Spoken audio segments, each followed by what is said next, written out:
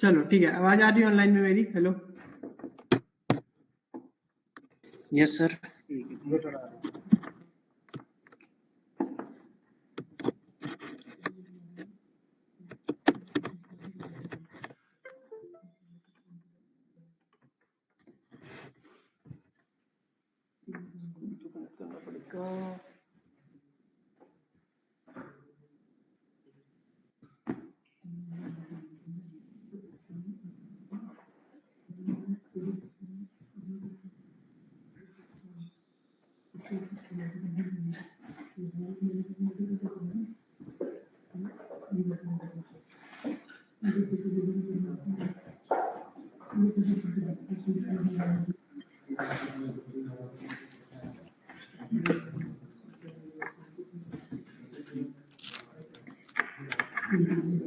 Sir जी भाई। Sir मेरा आवाज आ रही है?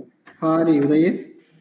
सर जो आपने एरिया नेटवर्क का जो 0 दिया था सर, हाँ, तो सर ये हम यहीं पे मतलब प्रैक्टिस के लिए दे सकते हैं कि सर कहीं मतलब फिजिकल देना हो वहाँ भी दे सकते हैं सर? फिजिकल मतलब? मतलब कहीं मतलब सर साइड पे वगैरह ये हाँ, दे सकते हो एरिया 0। Okay sir.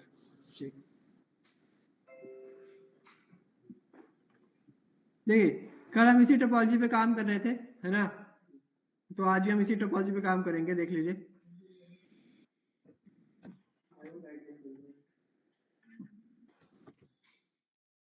ये एक्सटेंड है क्या?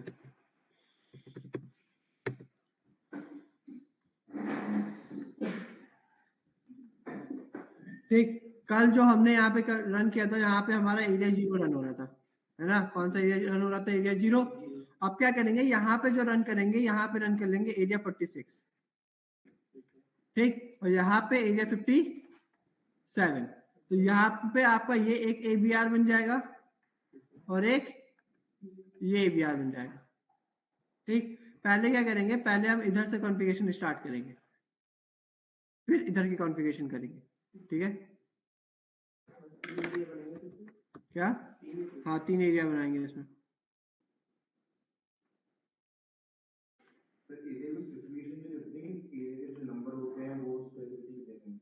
नहीं, वो तो आप कम भी कॉन्फ़िगरेशन करके देगी।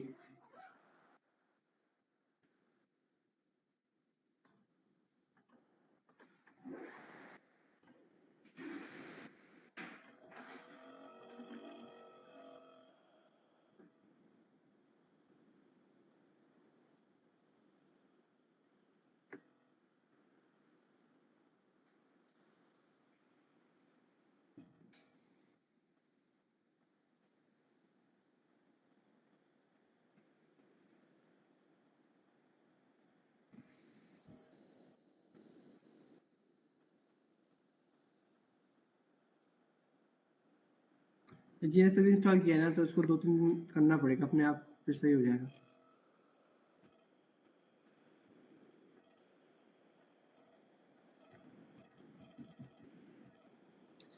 सर मेरे लैपटॉप में सर 16 GB रैम है, तो सर मैं जीएनएस डाउनलोड कर लूँ?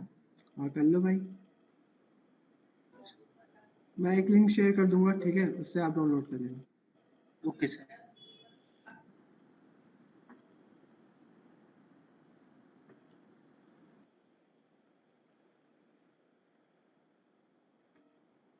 ठीक है, 54 हो गया ना, कम हो गया, ठीक है, उसको और बचा दो बस।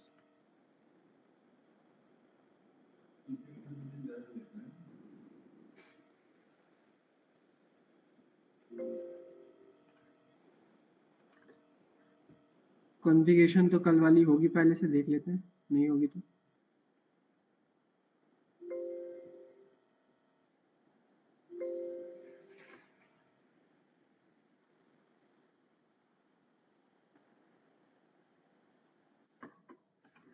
ठीक है, तो अगर हम R1 पे जाते हैं, कॉन्फ़िगरेशन तो हमने कल सेव करी थी ना?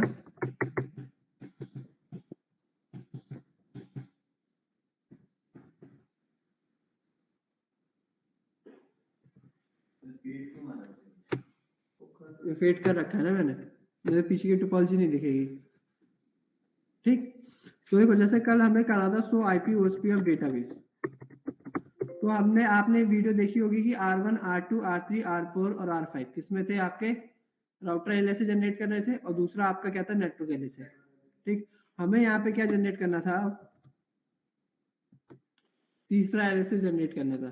ठीक है, तो तीसरा एलएसए आपका होता है समरी एलएसए जो आपका एबीआर जनरेट करता है। ठीक, तीसरा एलएसए कौन सा होता है आपका समरी एलएसए जो आपका एबीआर जनरेट करता है। डन।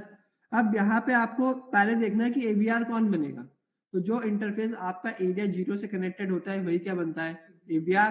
तो यहाँ पे R4 का F0/0 एरिया 0 से कनेक्टेड है और F0/1 किससे कनेक्टेड है एरिया हमारा 46 चलेगा। ठीक है, तो आप क्या करो R4 पे आ जाओ, R4 पे show IP interface brief exclude unassign.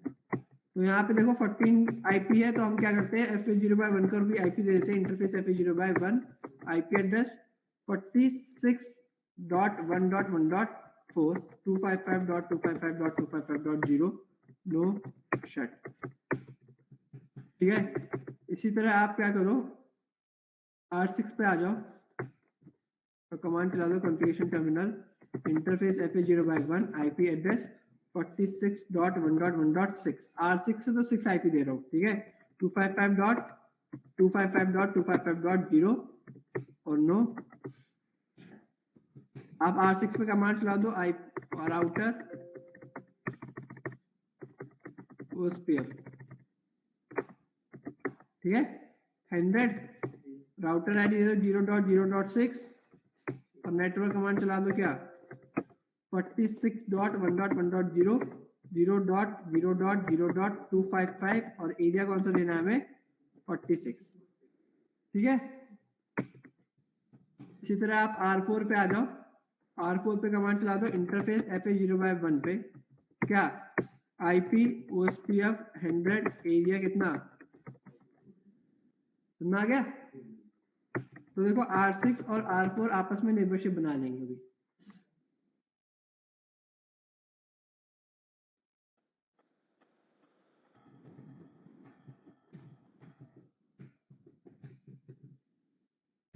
बना रहे नेबरशिप, 2 मिनट रुक जाओ।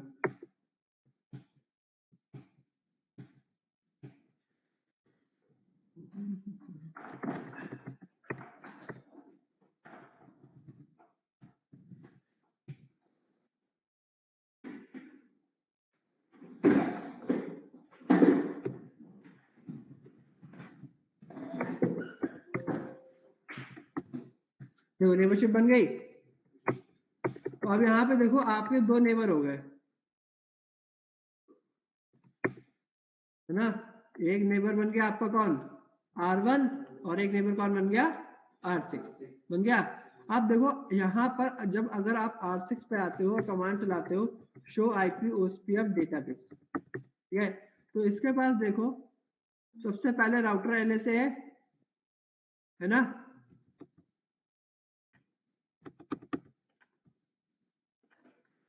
सबसे पहले इसके पास क्या है राउटर एलएसए। तो मैंने आपको बताया था एक इंटरफेस एक ब्रॉडकास्ट डोमेन में जितने राउटर होंगे उतने राउटर एलएसए होंगे। तो अब यहाँ पे एरिया 46 चल रहा है, क्या चल रहा है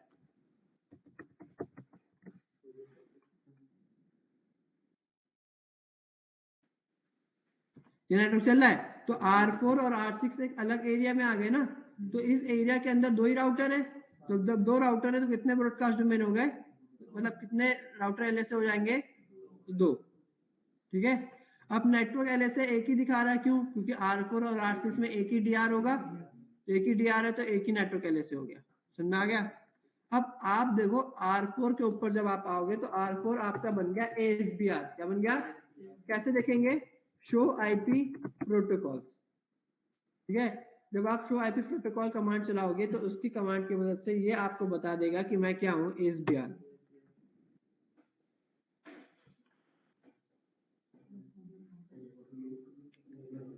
है ना। ये क्या बन गया आपका ASBR बन गया। और मैंने आपको बताया था कि ASBR के पास 2 डिफरेंट एरिया के राउट्स की 2 डिफरेंट एरिया का डेटाबेस होता है ना। मैंने आपको बताया था ना कि ASBR के पास 2 डिफरेंट एरिया का डेटाबेस होता है क्योंकि वो 2 डिफरेंट एरिया से कनेक्टेड है। जितने भी एरिया से कनेक्टेड होगा सबका डेटाबेस किसके पास होगा ठीक, देखो जैसे अगर आप R1 पे पास जाओ, R1 अभी आपका एक ही एरिया में है ना, सो आईपी होस्ट पे डेटाबेस, तो R1 के पास किसका है डेटाबेस है 0 का, R6 के पास हमने देखा था किसका था 46 का। और अगर आप R4 के पास जाओ जो कि आपका ABR है, जो कि क्या है ABR, तो सो आईपी होस्ट ऑफ डेटाबेस, तो आप देखो इसके पास पहले तो आया किसका डेटाबेस एरिया 0, एरिया 0 में 5 राउटर है, इसको पता है ना, 2 हमारे DR है पता है, इसके बाद ये आपका एरिया 46 आ गया, 46 का डेटाबेस आ गया। अब तीसरा यहाँ पे LSA आपको दिख रहा है समरी LSA, ठीक है, जो आपका ABR जनरेट करता है। कौन जनरेट करता है ABR। अरुण सर ABR का क्या काम था,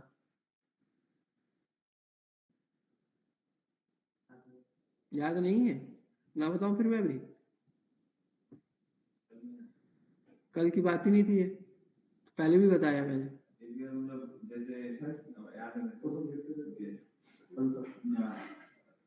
जब कभी भी लाइक तो जैसे 0 है, सपोज 0 है, तो एक एरिया का नंबर 0 है ना, तो दूसरा का डिफरेंट है, तो आपस में इंटरेक्शन करने के लिए एरिया का काम होता है, दो एरिया को वो करने के लिए। आप बताओ, दो डिफरेंट एरिया को कनेक्ट करने के लिए। और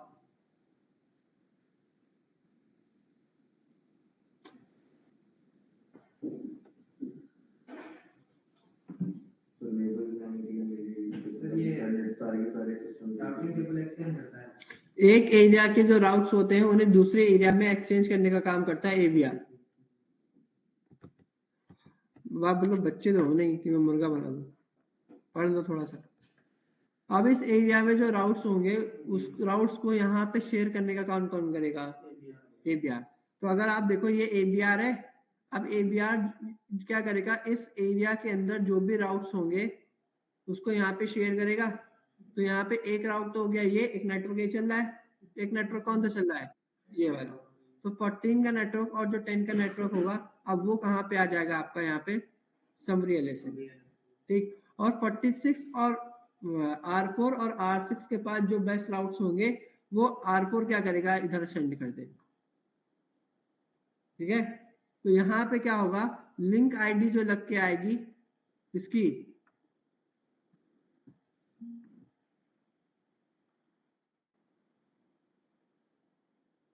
लिंक आईडी किसकी लग के आएगी, जो भी आपका प्रीफिक्स एक एरिया से दूसरे एरिया में एडवर्टाइज हो रहा होगा उसकी नेटवर्क आईडी लग के आएगी, ठीक है। राउटर LSA में लिंक आईडी लग के आ रही थी जो राउट को जनरेट कर रहा था, ठीक। नेटवर्क LSA में लिंक आईडी लग के आ रही थी DR के फिजिकल इंटरफेस की IP, जिसने वीडियो देखी होगी घर जाके उसे समझ में आ गया होगा। और तीसरा क्या था आपका, जब यहाँ से ये वाला राउट और ये वाला राउट R4 किसको देगा R6 को देगा, ठीक है। तो R6 के पास समरी LSA में इन दोनों की नेटवर्क आईडी लग के आ रही होगी।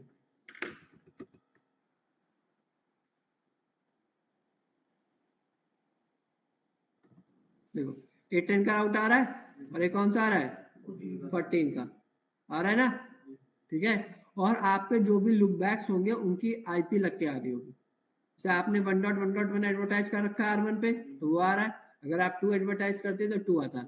मतलब एक एरिया के जो बेस्ट राउट्स होते हैं उन्हें दूसरे एरिया में अपने आप ही एडवर्टाइज कौन कर देता है आपका ABR, ठीक है।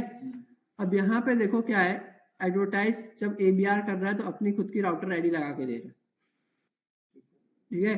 जब भी ABR देखो, जब मैं अपना राउट एडवर्टाइज कर रहा हूँ तो मैं अपनी राउटर आईडी लगा के दे रहा हूँ ना, पर जब मेरा ही राउट ABR आगे एडवर्टाइज करता है तो ABR क्या करता है अपनी राउटर आईडी लगा के दे देता है।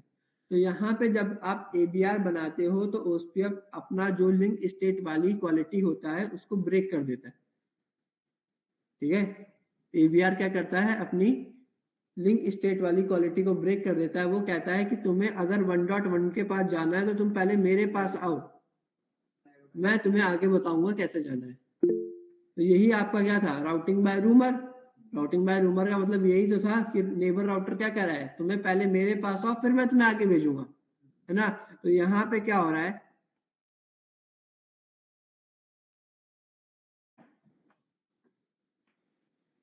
यहाँ पर आपका जो R6 है, अगर R6 को 1.1 के पास जाना है, ठीक है, तो उसको पहले R4 के पास आना पड़ेगा, क्योंकि R4 अपनी एडवर्टीजमेंट राउटर आईडी लगा के दे रहा है, ठीक। पर अगर यही वाला प्रीफिक्स मान लो R6 के पास एक लुपबैक है, कौन सा 6.6 का, मैंने क्या करा R6 पे आया, एक लुपबैक बना दिया, इंटरफेस लुपबैक 1 IP OSPF 100 एरिया किसमें डाल दिया 46 में।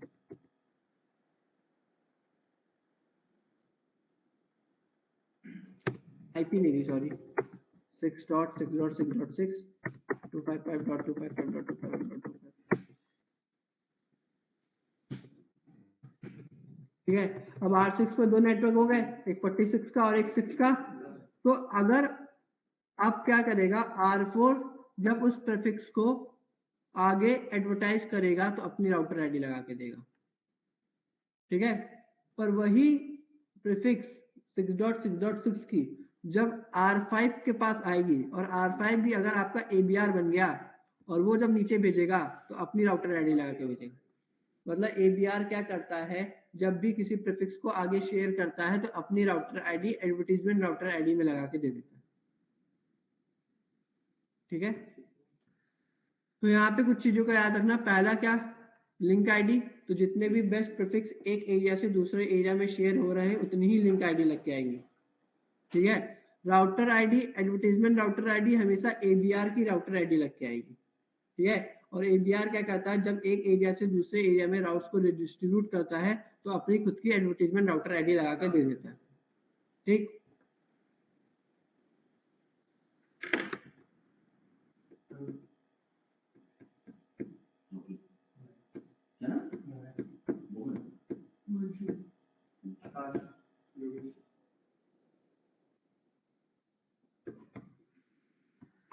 समझ आ गया?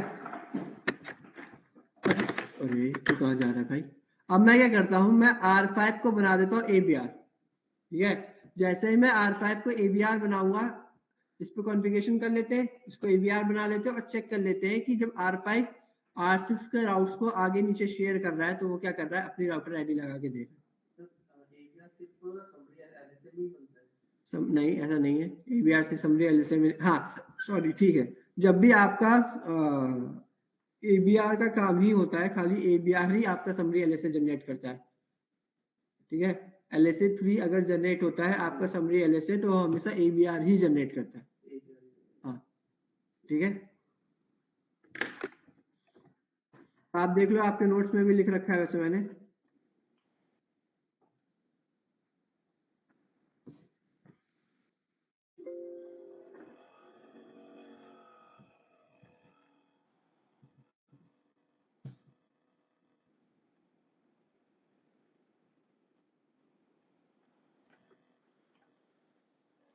ये क्या है आपका LSA 3, कौन सा, समरी LSA। तो कह रहा है to advertise the best route of one area into another area. एक एरिया के बेस्ट राउट को दूसरे एरिया में कौन शेयर करता है, आपका ABR। कह रहा है जनरेट कौन करता है, ABR। लिंक आईडी लग के जाती है नेटवर्क आईडी राउटर की, जो भी राउटर होता है, जो राउट होता है, राउटर नहीं होता, राउट, आप प्रीफिक्स लिख सकते हैं यहाँ पे, ठीक है। जो भी राउट जा रहा है या जो प्रीफिक्स जा रही है उसकी नेटवर्क आईडी लग के जाती है। एडवर्टीजमेंट राउटर आईडी में राउटर आईडी किसकी लग के जाती है, ABR की। तो नंबर ऑफ समरी LSA कितने होंगे, जितने भी नंबर ऑफ राउट्स एक एरिया से दूसरे एरिया में जा रहे हैं उतने ही क्या होंगे, समरी LSA, ठीक है। समझ में आया ये? अब भाई ये देखो, अगर आप बताओ यहाँ पे अभी R1 को कितने समरी LSA मिलने होंगे, तो R1 को 2 समरी LSA मिलने होंगे ना, क्योंकि एक 6.6.6.6 हो गया और एक 46 का नेटवर्क हो गया। तो यहाँ पे जो समरी LSA आ रहे होंगे वो कितने आ रहे होंगे, 2। तो जितने भी राउट आप एक एरिया से दूसरे एरिया में डिस्ट्रीब्यूट करते हो उतने ही समरी LSA जनरेट होते हैं, ठीक है। तो एक ही होता, समझ आ गया? तो मैं क्या करता हूँ, आपका R5 भी कॉन्फ़िगर करके दिखा देता हूँ और R7 भी कॉन्फ़िगर करके दिखा देता हूँ।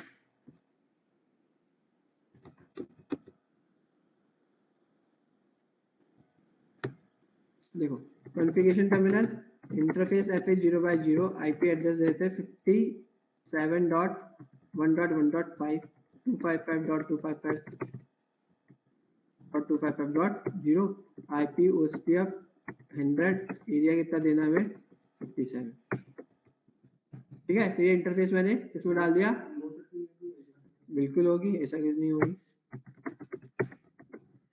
ठीक है, नो शक करे बिना तो पोर्ट अप नहीं होगा ना। फिर हम किस पे आ जाते हैं R7 पे, तो configuration terminal interface FA0/0 IP address 57.1.1.7 255.255.255.0 no shut router OSPF 100 router ID 0.0.0.7। ठीक है, और एक काम करते हैं इंटरफेस पे अप्लाई कर लेते हैं।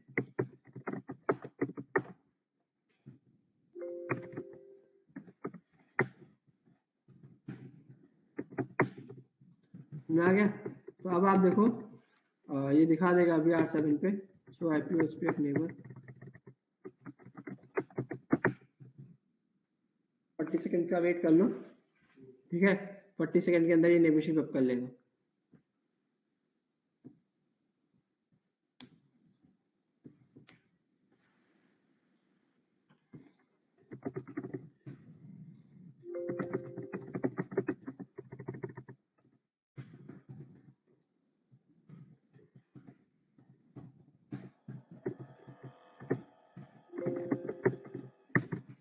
की जरूरत नहीं है।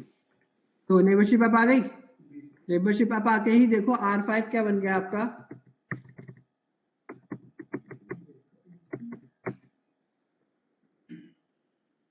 बन गया ABR। तो जब R5 ABR बन गया, तो जब R7 के पास डेटाबेस आ रहा होगा 6.6.6 का, देखो R6 पे आओ, सो IP OSPF डेटाबेस। ठीक है, तो R6 के पास 6.6 नहीं दिखा रहा क्योंकि ये एडवर्टाइज कर रहा है, इसको कैसे मिल तो रहा नहीं है। अब अगर आप R4 के पास आते हैं और यहाँ पे चेक करो, सो IP OSPF डेटाबेस, तो 6.6 आपको कैसे दिखा रहा है, कहाँ गया 6.6, R4 से दिखा रहा है क्योंकि R4 क्या कर रहा है, आगे एरिया 0 में भेज रहा है। तो अगर आप R1 पे भी देखो,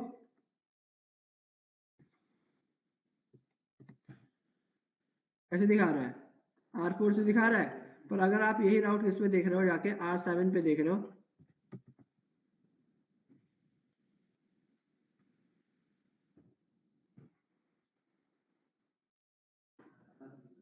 दिखा रहा है R5 से। तो जो भी ABR आगे राउटर एडवर्टाइज कर देता है, वो अपनी राउटर ID लगा के आगे एडवर्टाइज कर देता है। अगर यही चीज आप देखो, अगर मैं क्या करता हूँ R1 इस पे आता हूँ, interface LP0 IP address 7.7.7 255.255.255.255 IP OSPF 100 area 57। ठीक है, तो अब अगर आप R5 पे चेक करो, do show IP OSPF,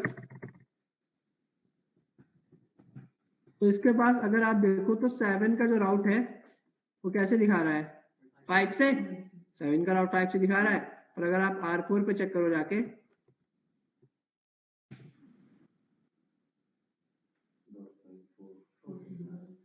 area 46 में आपको 4 से दिखा रहा है।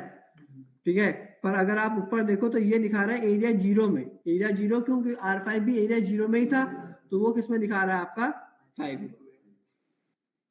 ठीक है, तो आप एरिया के अंदर जाके चेक करते हो कि उस एरिया में ये राउट कैसे दिखा रहा है। समझ में आ गया। तो ABR का काम होता है दो डिफरेंट एरियाज के बीच कम्युनिकेशन करवाना। ठीक है, समझ में आ रहा है। इसके बाद अगला 2 और LSA बच गए, इसके बाद आपका OSPF खत्म हो जाएगा। एक है आपका LSA 4 और एक क्या है LSA 5। चलो वर्चुअल लिंक दिखा देता हूँ आपका। ठीक है, अब इन्होंने वर्चुअल लिंक बोला, तो वर्चुअल लिंक हम कहाँ क्रिएट करते हैं, जहां पे आपका ABR से कनेक्टिविटी नहीं होती। कहाँ क्या नहीं होती, ABR से। आप देखो, अगर मैं क्या करूँ, आपको इसमें दिखाना है मुझे, तो वर्चुअल के लिए तो फिर चीजें भी तो सर्वर भी आपका वर्चुअल होना चाहिए, या जो मुझे यहाँ टोपोलॉजी बनाने तो समझाता हूँ। अब यहाँ पे 46 में है ना, ये आपका ABR है, तो एक काम करता हूँ मैं इसको डाल देता हूँ 68 में। ठीक है, तो दो डिफरेंट एरियाज आपस में कनेक्ट हो रहे हैं। तो जब दो डिफरेंट एरियाज आपस में कनेक्ट हो रहे हैं, वहां पे एवीआर तो है नहीं, एवीआर तो यहाँ पे बैठा है, तो ये राउट कभी भी यहाँ पे शेयर ही नहीं करेगा। समझे भाई? एरिया मान लो ये आपका कौन सा राउटर है यार, ये आपका R8 है। अब R8 पे मैंने एक लूप बैक बना दिया 8.8.8.8 का, तो वो लूप बैक R8 तो R6 के साथ शेयर करेगा, पर R6 को वो जो राउट मिल रहा है वो मिल रहा है एरिया 68 से मान लो, तो वो कभी भी 46 के साथ शेयर नहीं करेगा, क्योंकि मैंने बताया था दो डिफरेंट एरियाज कभी भी कनेक्ट नहीं होते, उन्हें कनेक्ट करने के लिए आपको क्या चाहिए? AVR। और यहाँ पे एक कॉन्सेप्ट होता है, आप क्या कर सकते हो, AVR से एक वर्चुअली लिंक बना सकते हो दूसरे राउटर तक, और ये राउटर भी फिर क्या बन जाएगा आपका?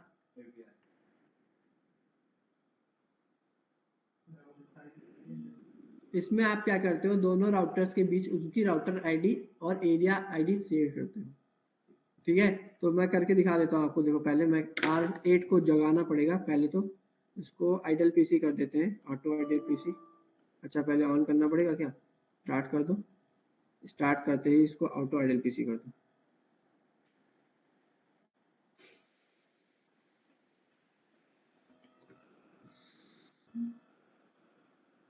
इसके बाद हम DHCP करेंगे, ठीक है, वो स्क्रिप्ट जब खत्म हो जाएगा इसके बाद आप DHCP स्टार्ट कर देंगे, और DHCP के बाद कल से स्विचिंग स्टार्ट हो जाएगी। ठीक है, हाँ मतलब मंडे से।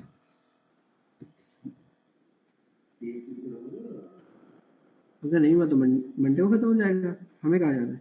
ठीक है, अब छुट्टी तो आपके बैच को खत्म होने के बाद ही होगी। R8 और R6, ठीक है, ठीक। इसका कंसोल दे दिखाई मुझे, तो आ गया, R8 का कंसोल आ गया। ठीक है, तो हम एक काम करते हैं, पहले हम इसके पास जाते हैं, R6 के पास जाते हैं, R6 के F0/0 को कॉन्फ़िगर कर देते हैं। तो यहाँ पे IP चलेगी 68.1.1.6 और 68.1.1.8। ठीक है, तो आप कॉन्फ़िगरेशन कर लो, configuration terminal interface FA0/0 address, देखो कोई जाएगा अभी, IP एड्रेस क्या दे दिया? 68.1.1.6 255.255.255.0 और IP OSPF 100। एरिया कितना देना मुझे यहाँ पे? 68। ठीक है, उस पर भी कॉन्फ़िगर कर दिया हमने, लगे हाथ, नोट सेट नहीं करा, वो कर देते हैं जो। ठीक है, अब आ जाओ आप किस पे? R8 पे। R8 पे आते ही आप क्या करो, कॉन्फ़िगरेशन टर्मिनल डाल दो, इंटरफेस FA0/0 डाल दो, IP एड्रेस डाल दो क्या? 68.1.1.8 255.255.255.0 नो शट। ठीक है, राउटर OSPF 100, राउटर ID 0.0.8 और नेटवर्क कमांड चला दो 0.0.0 255.255.255.255 और एरिया कितना देना हमें?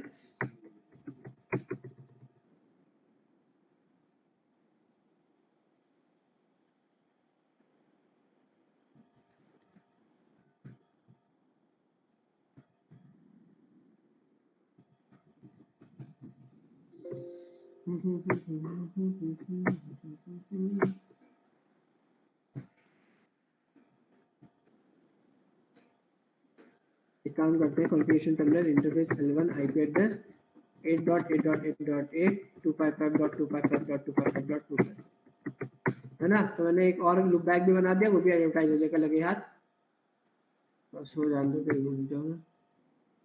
हो गया, ये नेबरशिप बन गई। आप देखो show IP OSPF neighbour, show IP राउट देख लो पहले।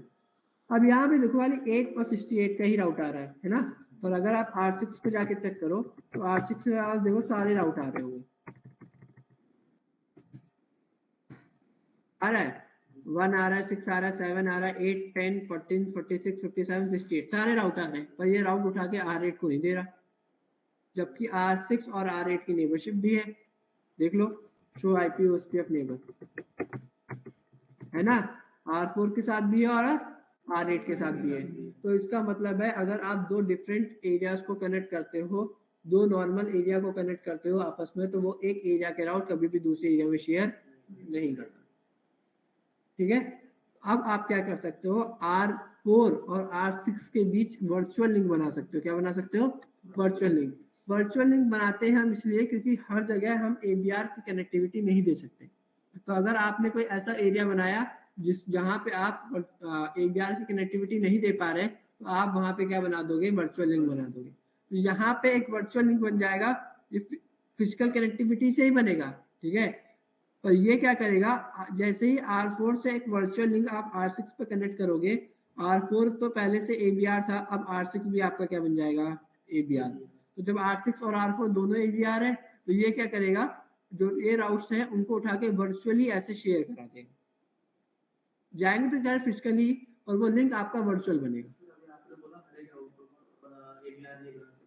तो हर राउटर को थोड़ी ना AVR बना रहे हैं, यहाँ तो हम वर्चुअल लिंक एक्सटेंड करवा रहे हैं ना। तो यहाँ पे हमें पड़ गई जरूरत, क्यों? क्योंकि हमें दो डिफरेंट एरियाज को अब आपस में कम्युनिकेट कराना है, और R8 तो फिर कभी R5 से कम्युनिकेट कर ही नहीं पाएगा। क्यों? क्योंकि R8 के पास तो R5 के राउट्स ही नहीं आएंगे, तो जब तक राउट्स नहीं आएंगे कम्युनिकेशन ही नहीं होगा। तो यहाँ पे फिर हमें वर्चुअल लिंक एक्सटेंड करना पड़ता है, ठीक है। और वर्चुअल लिंक भी आपके LSA3 में ही आता है, आपका AVR ही एक्सटेंड करवाता है, ठीक। उसमें आपकी एक बिट ऑन होके आती है जिसको हम बोलते हैं DNA, ठीक। आपका जो डेटाबेस होता है वो हर 3600 बोलते हैं ना सर, सेकेंड बाद फ्लैश हो जाता है। 3600 सेकेंड बाद दोबारा आपका डेटाबेस बनता है फिर से, ठीक है। पहला आपका फ्लैश होता है शायद 1800 सेकेंड में, और दूसरा होता है 3600 सेकेंड में।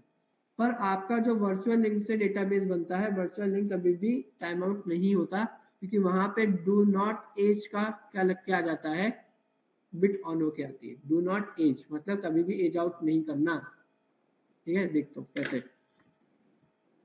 तो आप क्या कमांड चलाओगे मैं बता देता हूँ आपको। आप क्या करोगे, सबसे पहले आओगे R4 पे, और बहुत ही ध्यान से जो कमांड है वो चलाना बहुत ही इजी है, ठीक। सबसे पहले देखोगे कि R4 की प्रोटोकॉल राउटर आईडी क्या है, 0.0.4, और R6 की राउटर आईडी क्या है, 0.0.6। R4 और R6 के बीच कौन सा एरिया चल रहा है, 46, ठीक है। तो आप क्या करोगे, R4 पे आओगे, कमांड चला दोगे राउटर सही से याद है भाई, OSPF 100, एरिया कौन सा चल रहा है, 46, और सामने वाले की राउटर आईडी, वर्चुअल लिंक के बाद सामने वाले की राउटर आईडी लगा दो। क्या लगा दोगे, 0.0.0.6। ऐसे ही आपको R6 पे आना है और कमांड चला देते हो, कुछ मैसेजेस आने लगेंगे, अगर कुछ लॉग आ जाते हैं आपके पास तो उसको इग्नोर करना, अपनी कमांड चलानी। क्या, router OSPF 100 area 46 virtual link 0.0. ऐसे कमांड चलाते ही आपका देखना भी वर्चुअल लिंक आप आ जाएगा। राउटर आईडी ही देनी है, नहीं ऑन हुआ क्या, नहीं ऑन हुआ।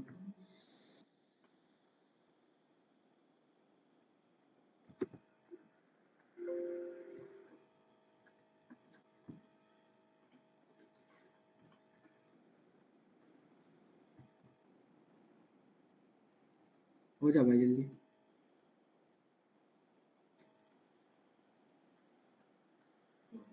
%100 जी को जा रहा है, i5 है ये, हो जाएगा 2 मिनट में। इससे पहले पक्के में इसको कॉन्फ़िगरेशन, ये शायद 50 जनरेशन है।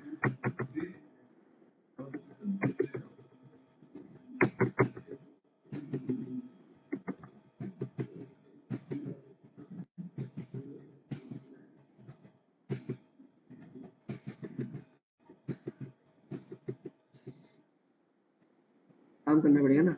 R8 पे एक बार हम ऑटो आइडल किसी कर देते हैं बस।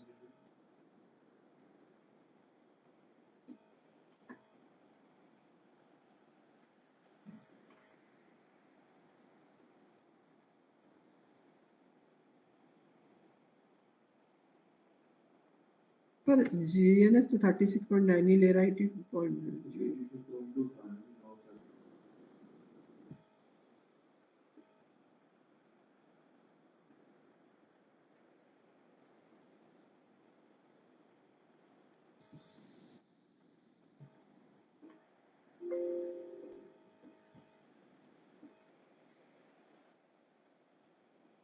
इस बेचारे लैपटॉप की इतनी आदत नहीं है ना झेलने की।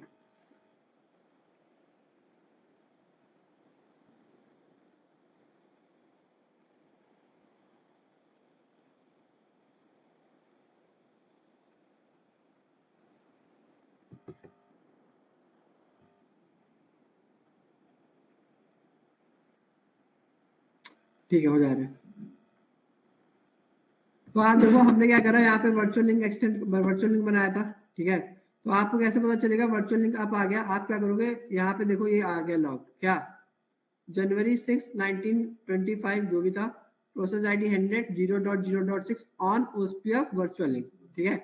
आप कमांड चला के भी चेक कर सकते हो, क्या show IP OSPF virtual link, ठीक है। तो यहाँ पे क्या दिखा रहा है आपका वर्चुअल लिंक क्या है आप पे। तो जैसे आपका वर्चुअल लिंक आप आ गया, R6 भी आपका EBR बन गया, और R8 पे देखो आ गया राउट्स। जो भी राउट आपका ABR से आ रहा है वो कैसा दिखा रहा है, इंटर एरिया, ठीक है। अब देखो ये सारे राउट्स कैसे आ गए आपके वर्चुअल लिंक से आ गए। तो आपको कैसे पता चलेगा वर्चुअल लिंक से आए, सो आईपी ओएसपीएफ डेटाबेस, देखो ये सब आ रहे हैं इसमें, ठीक है। यहाँ पे डीएनए बिट ऑन होती है, वो कि नहीं हुई, R6 मैनेजर,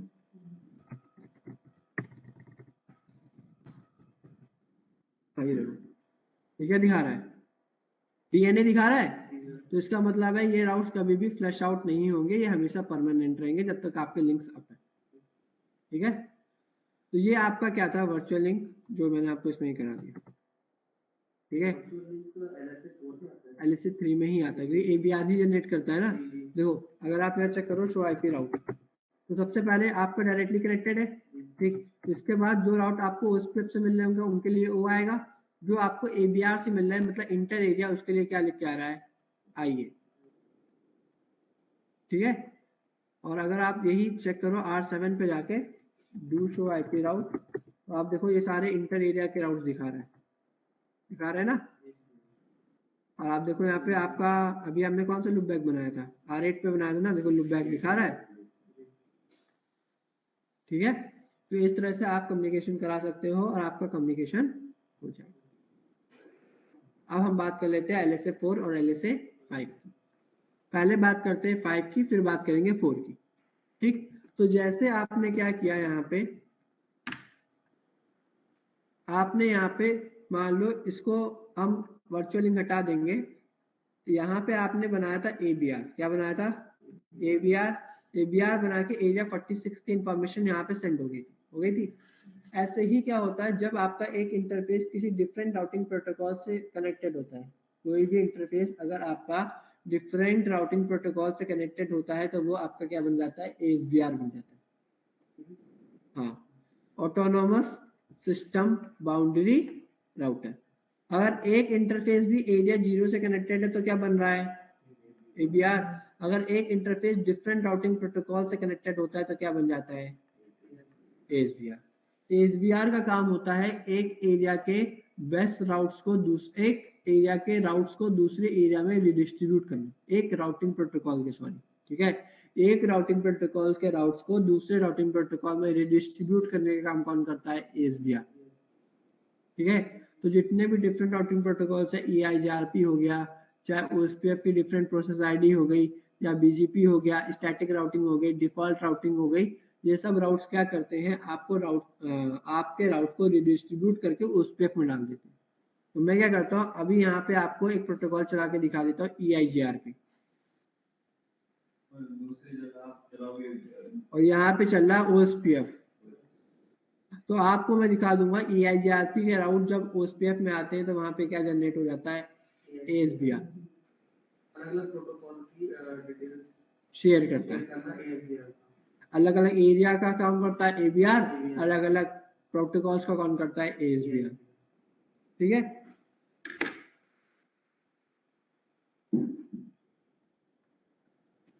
अभी मैं वर्चुअल लिंक हटा देता हूँ, आप समझ तो गए हो, ठीक है।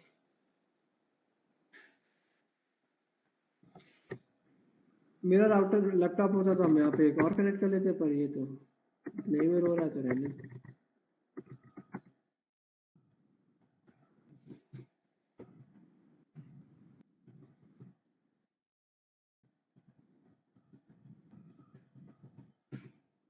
ये कमांड है do show run pi section router OSPF. तो इसकी मदद से आप राउटर ओएसपीएफ के अंदर जो भी कॉन्फ़िगरेशन थी वो दिखा सकते हो।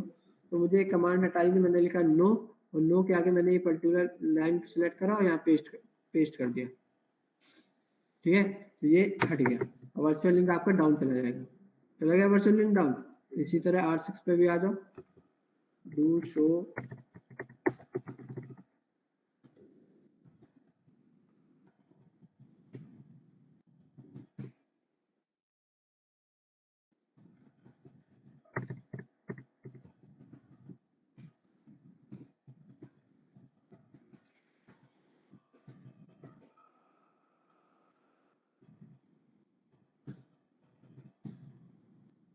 डाउन चला गया। ठीक है, अब मैं क्या करता हूँ R6 और R8 के बीच पहले EIGRP चला लेता हूँ। EIGRP चलाने से पहले मैं देख लेता हूँ, उस पर हटा देता हूँ। ठीक है, R6 R8 के पहले उस पर हटाना पड़ेगा ना, तभी तो आप EIGRP चला पाओगे। तो आप देख लो do show run interface FA0/0। ठीक है, इंटरफेस FA0/0 नो। ये कमांड थी इंटरफेस के अंदर कॉन्फ़िगरेशन चेक करने के लिए। अगर आपको किसी इंटरफेस के अंदर जो भी कॉन्फ़िगरेशन करी है वो चेक करनी है तो आप कमांड चला सकते हो do show run interface FA0/0। ठीक है, इसके बाद आप यहाँ कमांड और चला सकते हो नो राउटर, नहीं नो राउटर उस पर नहीं चला सकते, वरना फिर R6 के उधर जो चलना है वो भी चला जाएगा। R8 पे आ जाओ, इस पे चला सकते हो आप क्या configuration terminal no router OSPF do show run session router. R8 पे चला लीजिए ना।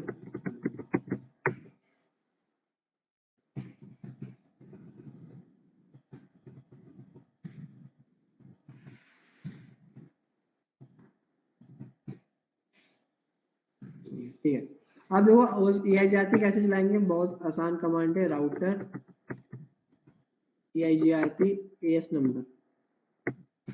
ठीक है, इसके बाद नेटवर्क कौन सा था R6 का 46 है 68। ठीक है, 68.1.1.0।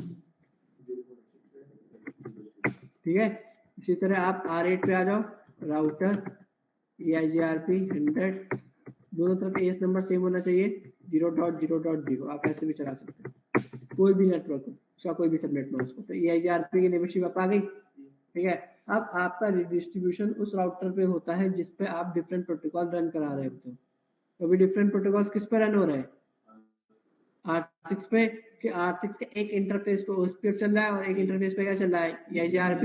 तो आप R6 पे ही क्या कर सकते हो, एडवर्टाइज कर सकते हो। अब R6 के राउट देखो, R6 पे EIGRP के राउट दिखा कैसे रहा होगा,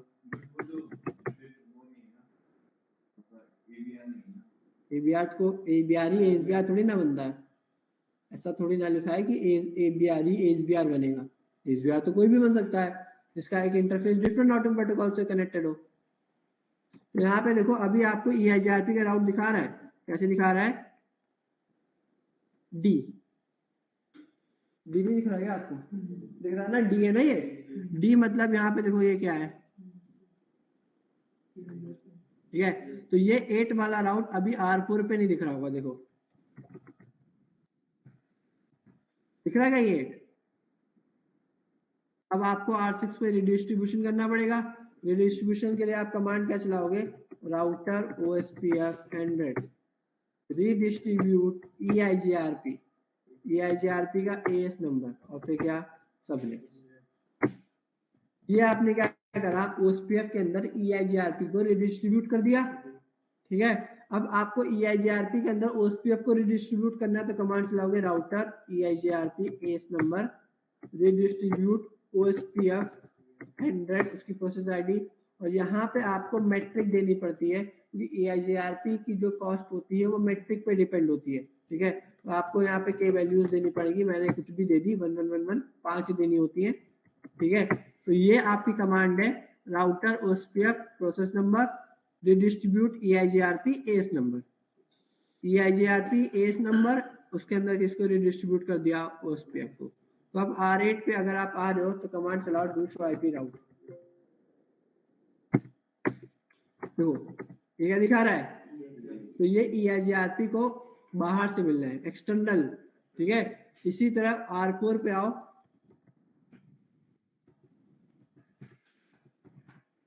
ऐसे मिल रहा है E2।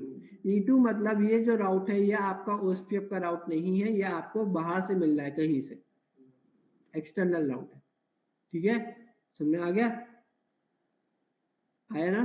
अब यहाँ पे देखो क्या होता है, जैसे ही आपका ASBR बनता है, क्या बनता है ASBR, आपका LSA5 जनरेट हो जाता है। क्या जनरेट हो जाता है LSA5,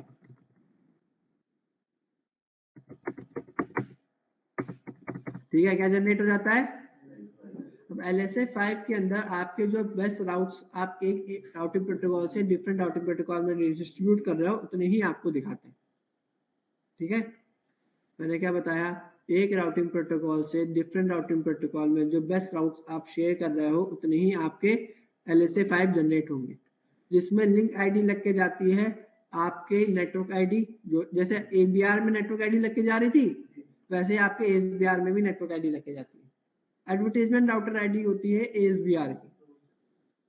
हाँ, पूरे आपका देखो, पूरे OSPF डोमेन में ABR की राउटर आईडी चेंज हो सकती है, पर ASBR की राउटर आईडी कभी भी चेंज नहीं होती।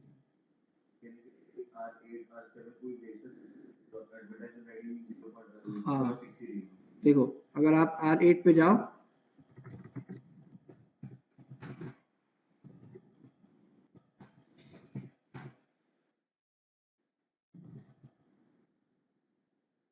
अरे R8 पे नहीं, R8 पे तो ये भी चल रहा है ना, तो वहां डेटाबेस कैसे आएगा। R7 पे जाओ भाई, R7 पे जाना पड़ेगा ना।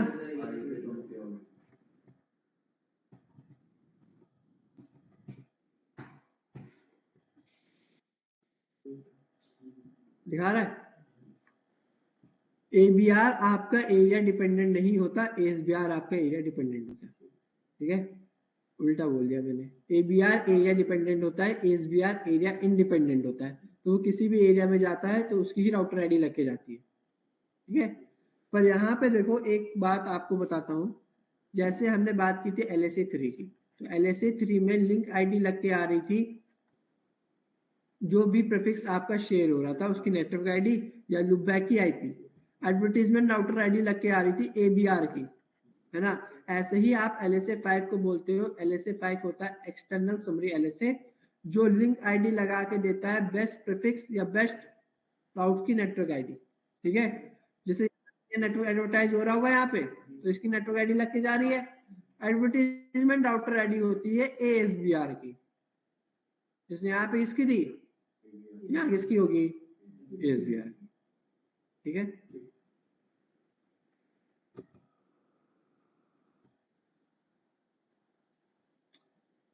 अब यहाँ पे एक बात बताओ, यहाँ से एक प्रीफिक्स R6 के पास आया, R8 ने R6 को दे दिया, क्योंकि यहाँ पे क्या चल रहा है, R6 ने वही प्रीफिक्स R4 को दिया, तो R4 को तो पता था कि भाई ये प्रीफिक्स किससे आ रहा है, R6 से आ रहा है, तो इसने इसके पास रख लिया।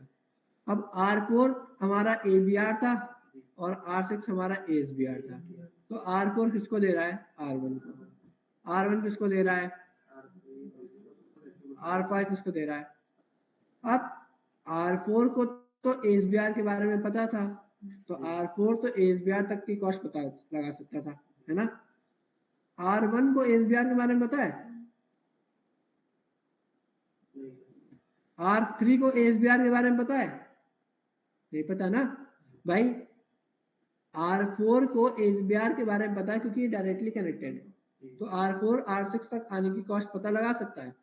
पर R1 को ASBR के बारे में पता ही नहीं, R3 को ASBR के बारे में नहीं पता, R5 को भी नहीं पता, R7 को नहीं पता, R2 को भी नहीं पता। तो जब इनके पास यहाँ से 8.8 का प्रीफिक्स जा रहा है, तो ये अपने पास कैसे स्टोर करेंगे, इनको कॉस्ट कैसे पता लगेगी। आप जब पहली बार NP आए थे, है ना, तो आपको तो मेरे बारे में पता ही नहीं था, आप मेरे पास कैसे आ सकते थे, किसने बताया आपको, हेल्पडेस्क ने, तभी तो आप मेरे पास आ पा रहे हो। तो यहाँ पे क्या होता है, इन पर्टिकुलर राउटर्स को नहीं पता होता कि ASBR तक कैसे जाना है। तो यहाँ पे क्या होता है, ABR एक LSA जनरेट करता है जिसको बोलते हैं LSA4, ठीक है। उसमें क्या होता है, जो लिंक आईडी लग के जाती है वो एसबीआर की राउटर आईडी लग के जाती है, और जो एडवर्टीजमेंट राउटर आईडी लग के जाती है वो जाती एबीआर की। तो LSA 4 में एबीआर एसबीआर तक पहुंचने की रीचेबिलिटी प्रोवाइड करता है। मतलब आप हेल्प डेस्क तक आ गए, आपने हेल्प डेस्क तक की कॉस्ट कैलकुलेट कर ली, हेल्प डेस्क ने मेरे तक आने की कॉस्ट आपको बता दी, ये आप हो, ये हेल्प डेस्क है, ये मैं हूँ, ठीक। आपने हेल्प डेस्क तक की कॉस्ट पता कैलकुलेट कर ली, हेल्प डेस्क को मेरे तक की कॉस्ट पता थी, आपने ऐड कर ली दोनों कॉस्ट और आप यहाँ पे आ गए।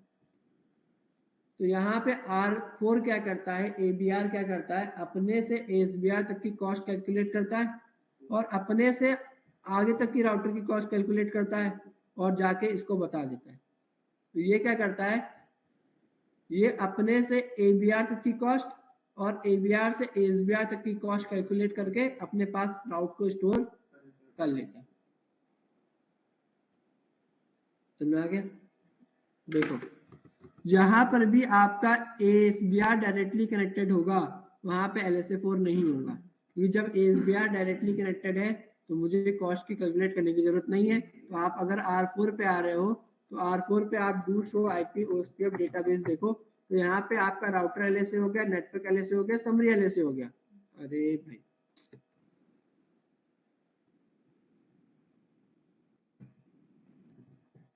ठीक है, हो रहा है अगर कुछ नहीं है, वो कहीं से पेस्ट कॉपी पेस्ट हो रहा है। अब देखो, जैसे आप इसकी बात करो तो यहाँ पे आपको पहले दिखा रहा है राउटर LSA एरिया 0 में, आपको नेटवर्क LSA दिखा रहा है, आपको समरी LSA दिखा रहा है। यहाँ पे आप देखो एरिया 46 में राउटर LSA है, नेटवर्क LSA है, समरी LSA है और क्या है, एक्सटर्नल LSA आ गया। पर आप एरिया 0 में जाओगे तो एरिया 0 को ही नहीं पता है एसबीआर के बारे में खाली। भाई एरिया 46 को तो पता है ना, कि एरिया 46 डायरेक्टली कनेक्टेड है, पता किसको नहीं है, एरिया 0 में ही खाली आपका LSA 4 दिखाएगा, कभी भी एरिया 46 में आपका LSA 4 नहीं दिखाएगा। इसका मतलब है जिसे जिसे एसबीआर के बारे में पता होता है उसके पास LSA 4 नहीं होता। LSA 4 उसी को पता होता है जिसको एसबीआर के बारे में कनेक्टिविटी नहीं है। जिसको मेरे बारे में पता है वो डायरेक्टली मेरे पास नहीं आ जाएगा, वो हेल्प डेस्क के पास क्यों जाएगा, है ना। और जिसको मेरे बारे में पता नहीं है वो पहले किसके पास जाएगा, है ना। तो यहाँ पे आप देख लो, आपको एरिया 0 में दिखाई दे जाएगा क्या, अगर मैं R1 के पास आऊं, डू शो IP,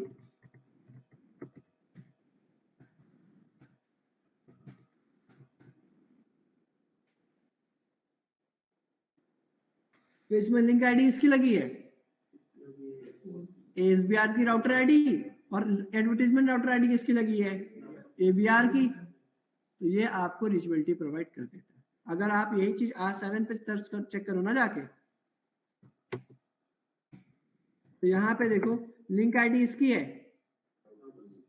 R6 की, पर यहाँ पे ये किसकी है, इसकी एबीआर।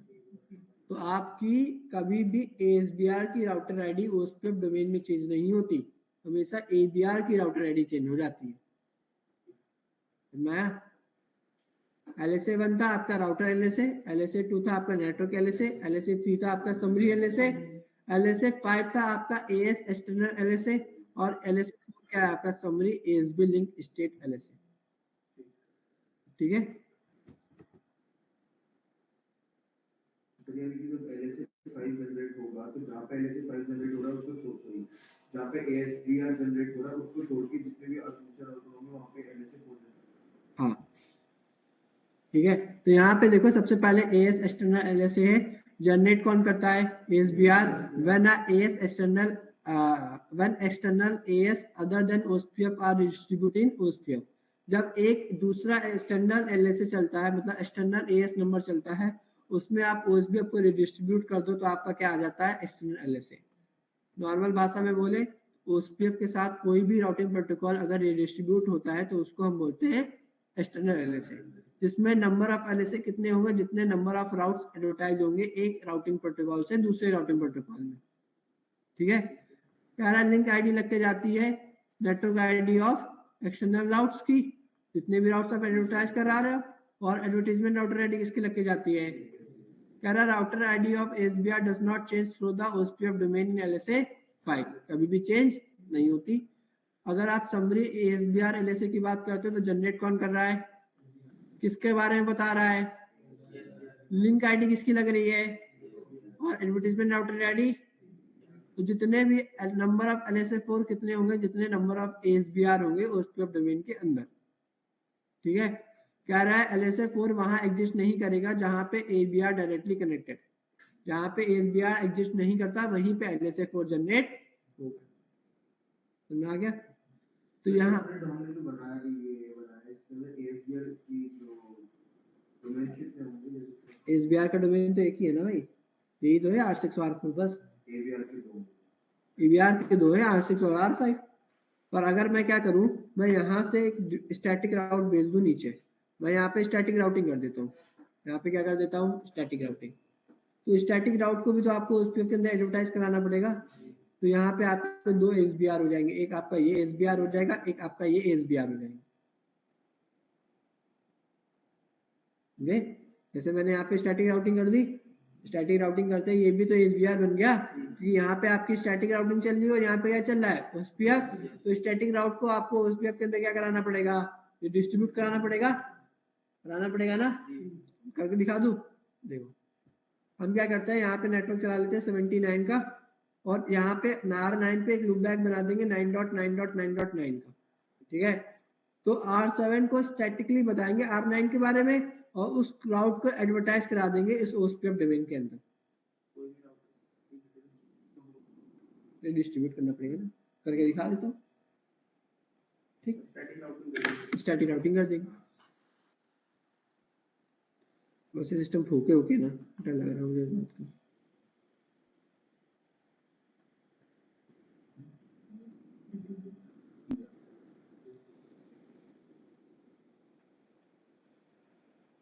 तभी मैंने ऑटो आइडेंटिटी पीसी पहले ही कर दिया।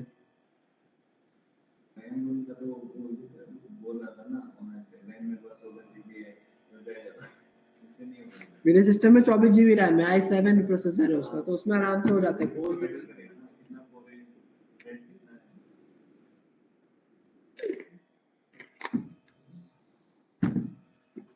ठीक है, अब R7 और R9 पे आ जाते हैं।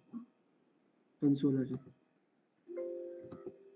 R7 पे आ गए, तो R7 पे आते हैं हम क्या करते हैं, पहले configuration terminal interface FA0/1 IP address क्या दे देता हूँ 79.1.1.7 255.255.255.0 नो शट।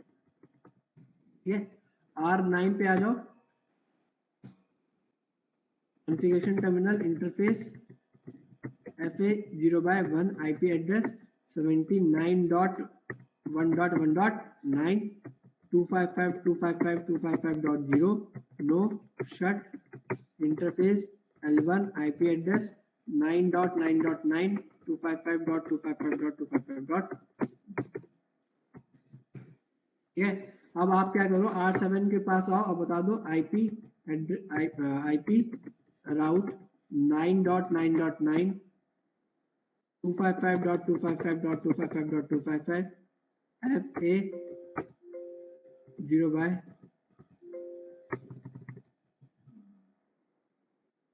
अच्छा IP राउटर नहीं होता, IP राउट होता है। ठीक है, इसमें सब डेटा चला लगती है,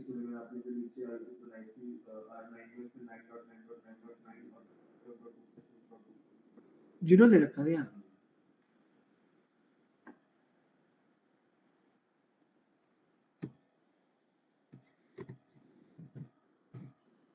ठीक है, फास्ट इथरनेट 0/1, और इसके बाद मेरा नेक्स्ट हॉप आएगा। नेक्स्ट हॉप हमारा क्या है 79.1.1.9 इंस्टेंस अपडेट मास्क बता रहा है, तो आपको यहाँ पे ना 0 लिखना पड़ेगा। ठीक है, तो डू शो IP राउट। तो यहाँ पे देखो मैंने इसको स्टैटिकली किसके बारे में बता दिया, स्टैटिक आएगा कहीं पे, ये बता दिया। अब आपको इस स्टैटिक राउट को ओएसपीएफ के अंदर डिस्ट्रीब्यूट कराना पड़ेगा। आप यहाँ कमांड चला सकते हो, router OSPF ended redistribute static. Static के आगे आपको कमांड लगाना पड़ेगा सबनेट। अगर आप सबनेट नहीं लगाते तो ये खाली क्लास नेटवर्क को ही एडवर्टाइज करेगा। अगर आप सबनेट कमांड लगा देते हो तो ये क्लासलेस को भी एडवर्टाइज कर देगा। तो अब यहाँ पे देखो आर, ये क्या बन जाएगा आपका ASBR बन गया। और अगर आप R1 के पास आओ, R1 हमारा कहीं कोने में पड़ा हुआ था ना,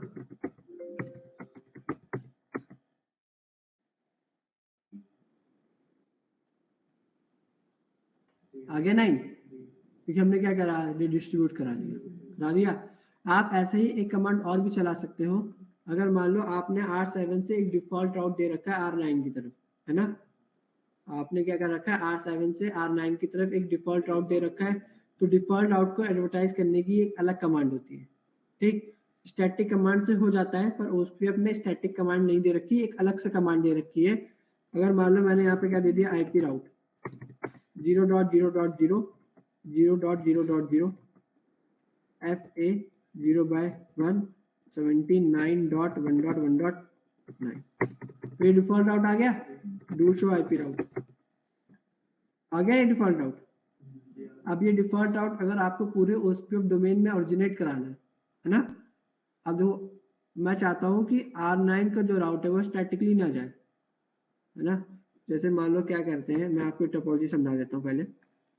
मान लो ये आपका ISP था, ISP से एक राउटर कनेक्टेड है। अब इस राउटर के नीचे पूरे लैन में OSPF चल रहा है, पर हम इस एज राउटर के उधर क्या दे देते हैं, डिफॉल्ट राउट। तो अब इन सब नेटवर्क को अगर उस वाले पर्टिकुलर प्रीफिक्स के पास जाना है तो उन सबके पास डिफॉल्ट राउट होना चाहिए ना, सब राउटर्स के पास। भाई जितने भी राउटर्स यहाँ लाइन में नीचे कनेक्टेड है सबके पास उस राउट होना चाहिए ना।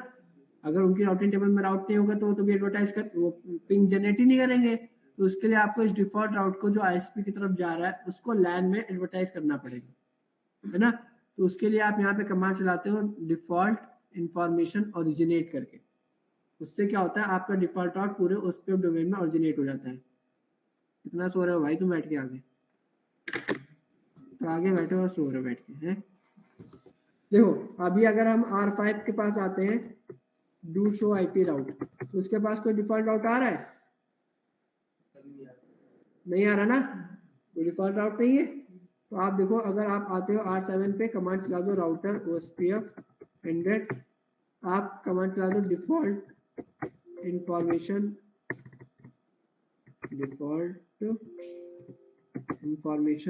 हाइफन लगता है, ठीक है, ओरिजिनेट। जैसे आप डिफॉल्ट इंफॉर्मेशन ओरिजिनेट की कमांड चलाते हो, ये क्या करेगा, पूरे OSPF डोमेन के अंदर आपके डिफॉल्ट राउट को एडवर्टाइज कर देगा। देखो कैसे आ रहा है, R7 पे करोगे ना, क्योंकि R7 से ही आपका डिफॉल्ट राउट जा रहा है ना, जिससे आप डिफॉल्ट राउट दे रहे हो उसी पे चलाओगे। आप देखो पूरे OSPF डोमेन में डिफॉल्ट राउट आ गया। R5 के पास आ गया, R7 से R5 था। अब अगर आप R3 R2 किसी के पास भी देखो, सबके पास आ जाएगा। आ रहा है, आ रहा है। अगर आप जाके चेक करो R6 के पास,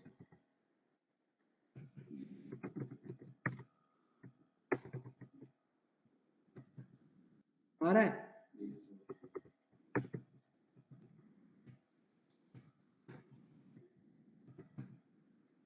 या ERP के पास भी आ गया, हो गया, क्योंकि यहाँ पे दो रिडिस्ट्रीब्यूशन हो गया। अब आप देखो ये डिफॉल्ट राउट जो यहाँ जा रहा था वो रिडिस्ट्रीब्यूट होकर OSPF के अंदर आया। तो जब OSPF में रिडिस्ट्रीब्यूट हो रहा था तो OSPF भी तो यहाँ पे रिडिस्ट्रीब्यूट हो रहा है, वो पूरा एडवर्टाइज होगी। तो यहाँ से आप यहाँ तक की कनेक्टिविटी आपने कर दी। अगर R8 R9 को पिंग करना चाहता है और R9 के पास अभी कोई राउट नहीं है, पर अगर मान लो आपने R9 को डिफॉल्ट राउट ऊपर की तरफ दे दिया, ठीक है, तो ये पूरे नेटवर्क को कम्युनिकेट करा सकते, ठीक है, समझ में आ गया।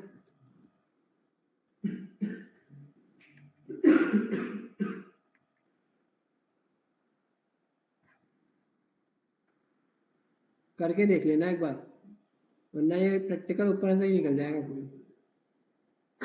इसको कास्ट को कंप्लीट करने के लिए मेरे पास कुछ प्रैक्टिकल्स हैं।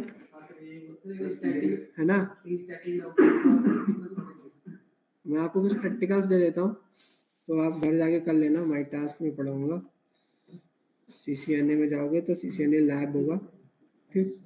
तो देखो यहाँ पे बहुत सारे प्रैक्टिकल्स है जो मैं आपको दे देता हूँ। जैसे ये बेसिक iOS का हो गया, डिफॉल्ट राउटर हो गया, स्टैटिक राउट हो गया, पासवर्ड ब्रेकिंग हो गया, default route, static static static static static, telnet SSH, telnet OSPF DHCP में अभी करा देता हूँ, तो OSPF DHCP आप कर लोगे। डिफॉल्ट हो गया, ठीक है। DHCP एजेंट आज नहीं हो पाएगा, कल ही हो पाएगा। ये OSPF के टास्क है, देखो, ठीक है। ये नॉर्मल टास्क OSPF का है, एक ये टास्क भी OSPF का, ये रिडिस्ट्रीब्यूशन का है। तो यहाँ डिफॉल्ट राउटिंग हो रखी है, जैसा लिखा है वैसे ही करना है। अगर आपको नहीं आ रहा तो आप मुझे पूछ सकते हो मैसेज करके, कॉल मत कर लेना डायरेक्टली, ठीक है। यहाँ पे वर्चुअल लिंक बना रखा है, तो वर्चुअल लिंक बना के देख लेना। ये तो आप करेंगे। तो मैं जो टास्क मेरे पास पड़े हैं सारे टास्क मैं आपको भेज देता हूँ, आप धीरे धीरे कॉन्फ़िगर करना स्टार्ट करो, ठीक है। क्योंकि आपका अब इतना बेसिक प्रैक्टिकल हो गए हैं कि आप अपने आप कॉन्फ़िगरेशन स्टार्ट कर सकते हैं। और भी टास्क है मेरे पास।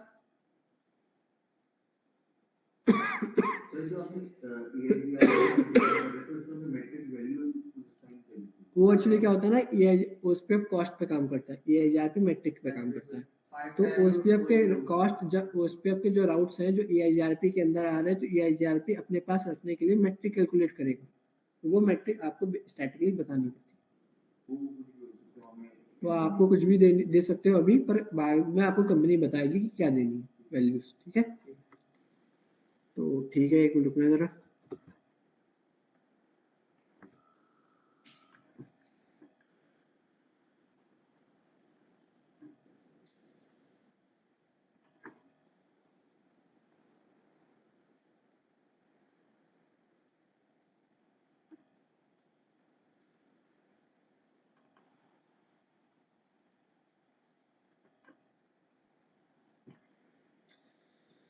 Basic 1, lab 1, password breaking, static, default, iOS backup, static, default, static static static static static, telnet, proxy आप तो कर लोगे आप। स्टैटिक हो गया। DHCP अभी मुझे कराना है, रुक जाओ, इसके नीचे आ जाओ। OSPF DHCP रुक जाओ, अभी OSPF DHCP करा दूंगा, फिर दे दूंगा। OSPF multi area, OSPF default, static, OSPF virtual link. Switching तो मैंने कराई नहीं है, तो क्या करोगे? हाँ, static, OSPF virtual link, OSPF virtual link.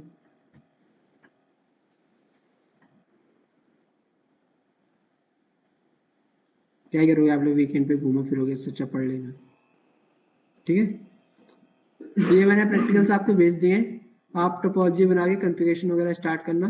Packet tracer में कर लेना, अगर पैकेट ट्रेसर पे हो जाएंगे वैसे तो कोई दिक्कत नहीं आएगी, पर अगर कोई प्रॉब्लम होती है तो फिर आप GNS का लिंक इसमें नहीं पड़ा होगा, वो मुझे देखना पड़ेगा किसमें पड़ा है। देख ही लेता हूँ, पढ़ा तो है सर। GNS वाला लिंक भी आप कर ही तो सर।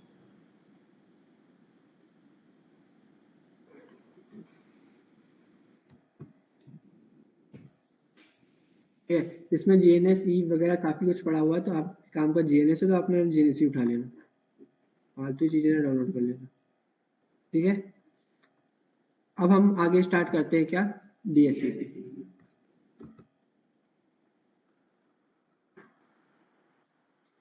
तो ये वाली सीट पूरी हो गई है, तो मैं काम करता हूँ, इसको सेव तो नहीं करना, आपको ये पूरी सीट एक बार में दे देता हूँ।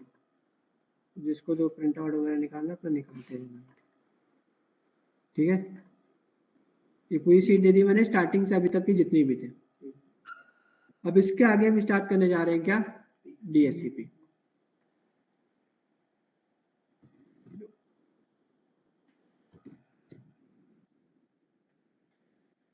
तो देखो, सबसे पहले हम बात करते हैं वही कि हमें DHCP क्या होता है और DHCP की जरूरत ही क्यों पड़ी, ठीक है। तो DHCP होता है हमारा dynamic host configuration protocol. Dynamic host configuration protocol. ठीक है, DHCP आपका लेयर 7 का प्रोटोकॉल होता है, ठीक, जो आपका पोर्ट नंबर 67 और 68 यूज करता है। 67 आपका सर्वर के लिए होता है और 68 आपके क्लाइंट के लिए होता है। ठीक, जब भी सर्वर रिक्वेस्ट भेजता है तो उसमें डेस्टिनेशन पोर्ट 67 लगाता है, जब भी क्लाइंट भेजता है तो कितना लगाता है, 68। अब और सबसे पहली बात ये कि DHCP की हमें जरूरत ही क्यों पड़ी, ठीक है, तो DHCP की जरूरत पड़ती है जब आप डायनेमिकली IP प्रोवाइड करते हो तो हमें किसकी जरूरत पड़ जाती है, DHCP की। मान लो आपके लैन में क्या हम IP प्रोवाइड नहीं कर पा रहे थे स्टैटिकली भी तो हम IP प्रोवाइड कर पा रहे थे ना, ठीक, तो आप मुझे बताओ अगर मैं आपको स्टैटिकली IP दे दूं, मैंने कहा मेरे लैन में 1000 यूजर्स बैठे हैं और 1000 यूजर्स को आपको स्टैटिकली IP प्रोवाइड करनी है, ठीक, तो सबसे पहली प्रॉब्लम आपको क्या मिलेगी, टाइम कंजप्शन। दूसरा क्या, मेहनत, मैनेज करना पड़ेगा, ठीक है। तीसरा आपको मैन पावर तो आपको फिर पैसा देना पड़ेगा उसके लिए, सैलरी। नहीं, IP तो मैं दे रहा हूँ ना आपको, रेंज तो मैंने दे दिया आपको, ठीक, और बताओ। स्टैटिक IP नहीं दे रहा, प्राइवेट IP दे रहा है, चलो।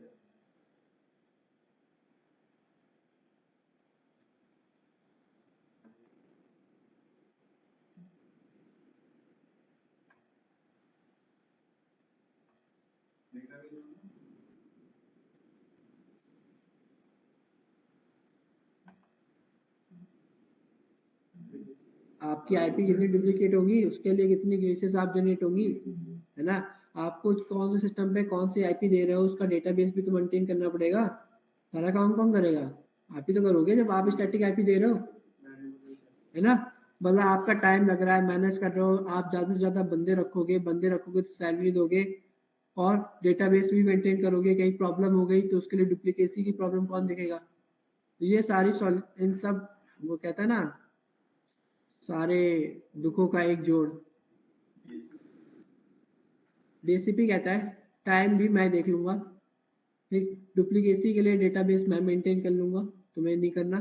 कौन से सिस्टम को कौन सी IP देनी है मैं देख लूंगा, बस तुम्हें क्या करना है, मेरे पास एक डेटाबेस मेंटेन करके रख देना, ठीक है। बाकी कौन से सिस्टम पे कौन सी IP जा रही है, उसका क्या मैक एड्रेस है, ये सब मैं देख लूंगा।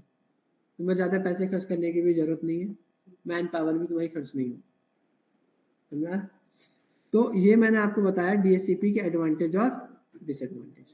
डिसएडवांटेज तो कुछ भी नहीं है, एडवांटेज ही होते हैं। DHCP दिखा है, यहाँ कहीं दिखा है,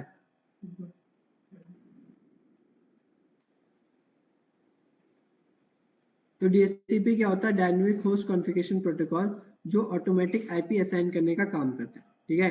कह रहा है टाइम कम लगता है, एडमिनिस्ट्रेटिव ओवरहेड मतलब जो एडमिन होता है उस पर बर्डन कम लगता है, ठीक है।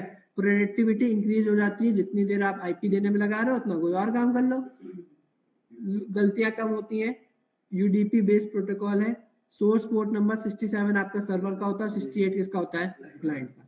कह रहा है मल्टीपल पैरामीटर्स असाइन करता है IP एड्रेस के साथ। देखो जैसे आप में बात करते हैं विंडो rncpa.cpl पे जाते हैं, और अगर मैं क्या करता हूँ यहाँ पे एक सिस्टम को IP प्रोवाइड कराता हूँ, अगर मैं इस सिस्टम को यहाँ पर IP देने बैठूंगा तो मुझे क्या क्या देना पड़ता है, एक IP, एक गेटवे, एक डिफॉल्ट गेटवे, एक DNS सर्वर की IP, एक अल्टरनेट DNS सर्वर की IP। ये सारे पैरामीटर्स आपको DHCP खुद ही प्रोवाइड कर देता है। क्या, IP address, subnet mask, default gateway, DNS में प्राइमरी सेकेंडरी सर्वर की IP, और अगर सिस्को का यूजर है तो 24 घंटे के लिए IP असाइन होगी, और विंडोज का है तो 8 घंटे के लिए। हर 24 घंटे बाद आपकी IP रिफ्रेश होगी, उसके टाइमर्स होते हैं अलग अलग, ठीक है। एक होता है 50% पे 12 घंटे, एक होता है 87.5% के बाद। नहीं मिलता तो आपके सिस्को में अगर आपको IP असाइन नहीं होती है, ठीक है, तो वहां पे आपका हर थोड़ी थोड़ी देर में क्या होता है, ब्रॉडकास्ट मैसेज जाता रहता है।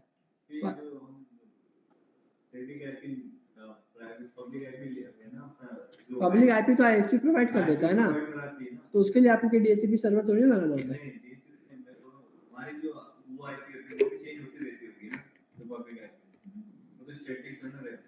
पैसे देते हो ना आप स्टैटिक आईपी पब्लिक आईपी के तो मेल भेज रहा ना मैं नॉर्मल है जैसे हमारा वो तो चेंज होती है ना। आप बात कर रहे हो नेट की, है ना?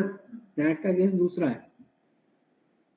नेट में भी जो आपको पब्लिक आईपी मिलती है वो चेंज नहीं होती, आपकी लैन की प्राइवेट आईपी चेंज होती है, समझे? लैन में जो प्राइवेट आईपीज होती हैं वो चेंज हो सकती है, पर पब्लिक आईपी कभी भी चेंज नहीं होती। तो आईएसपी देता है, हाँ, कि उसका पैसा दे। देखो सिस्को में अगर आपको आईपी असाइन नहीं होती तो वहां पे आपको अपीपा प्रोवाइड नहीं करता, क्योंकि अपीपा जो फंक्शन है वो आपका विंडोज का है, सिस्को का नहीं है, ठीक है? अपीपा की आईपी हमेशा विंडो पीसी में अलॉट होती है, कभी भी आपके सिस्को के डिवाइसेस में अपीपा असाइन नहीं, ठीक? हाँ विराट सर पूछो, क्या पूछना है आपको?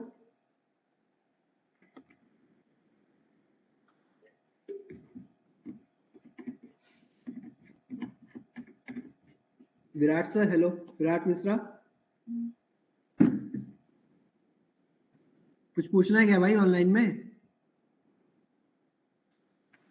यस सर, यस सर, हाँ यस बताओ। सर। एक मिनट सर, जो आपने सर बताया सर कि ये आईपी जो मैनुअली आईपी में इसमें सिस्टम में 24 घंटे के बाद सर रिफ्रेश होती है सर।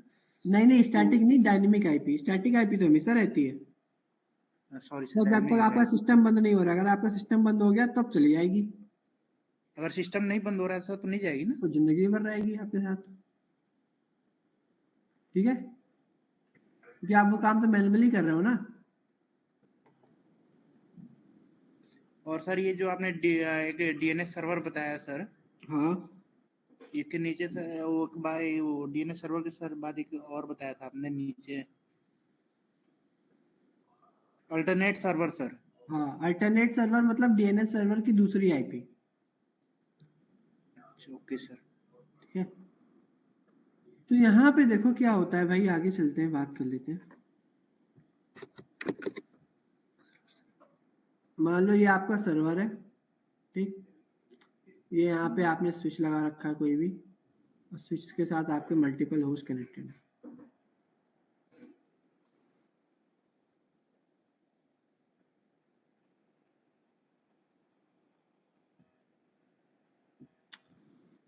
तो सबसे पहले आपके सिस्टम पे आपको कॉन्फ़िगरेशन करनी पड़ती है, तब जाके वो क्या बन जाता है, डीएचसीपी सर्वर, ठीक है? डीएचसीपी सर्वर में आप क्या क्या कॉन्फ़िगरेशन करते हो? सबसे पहले तो आप उसको एक पूल बना के देते हो कि जिस पूल के अंदर से वो आईपी असाइन कर सकता है।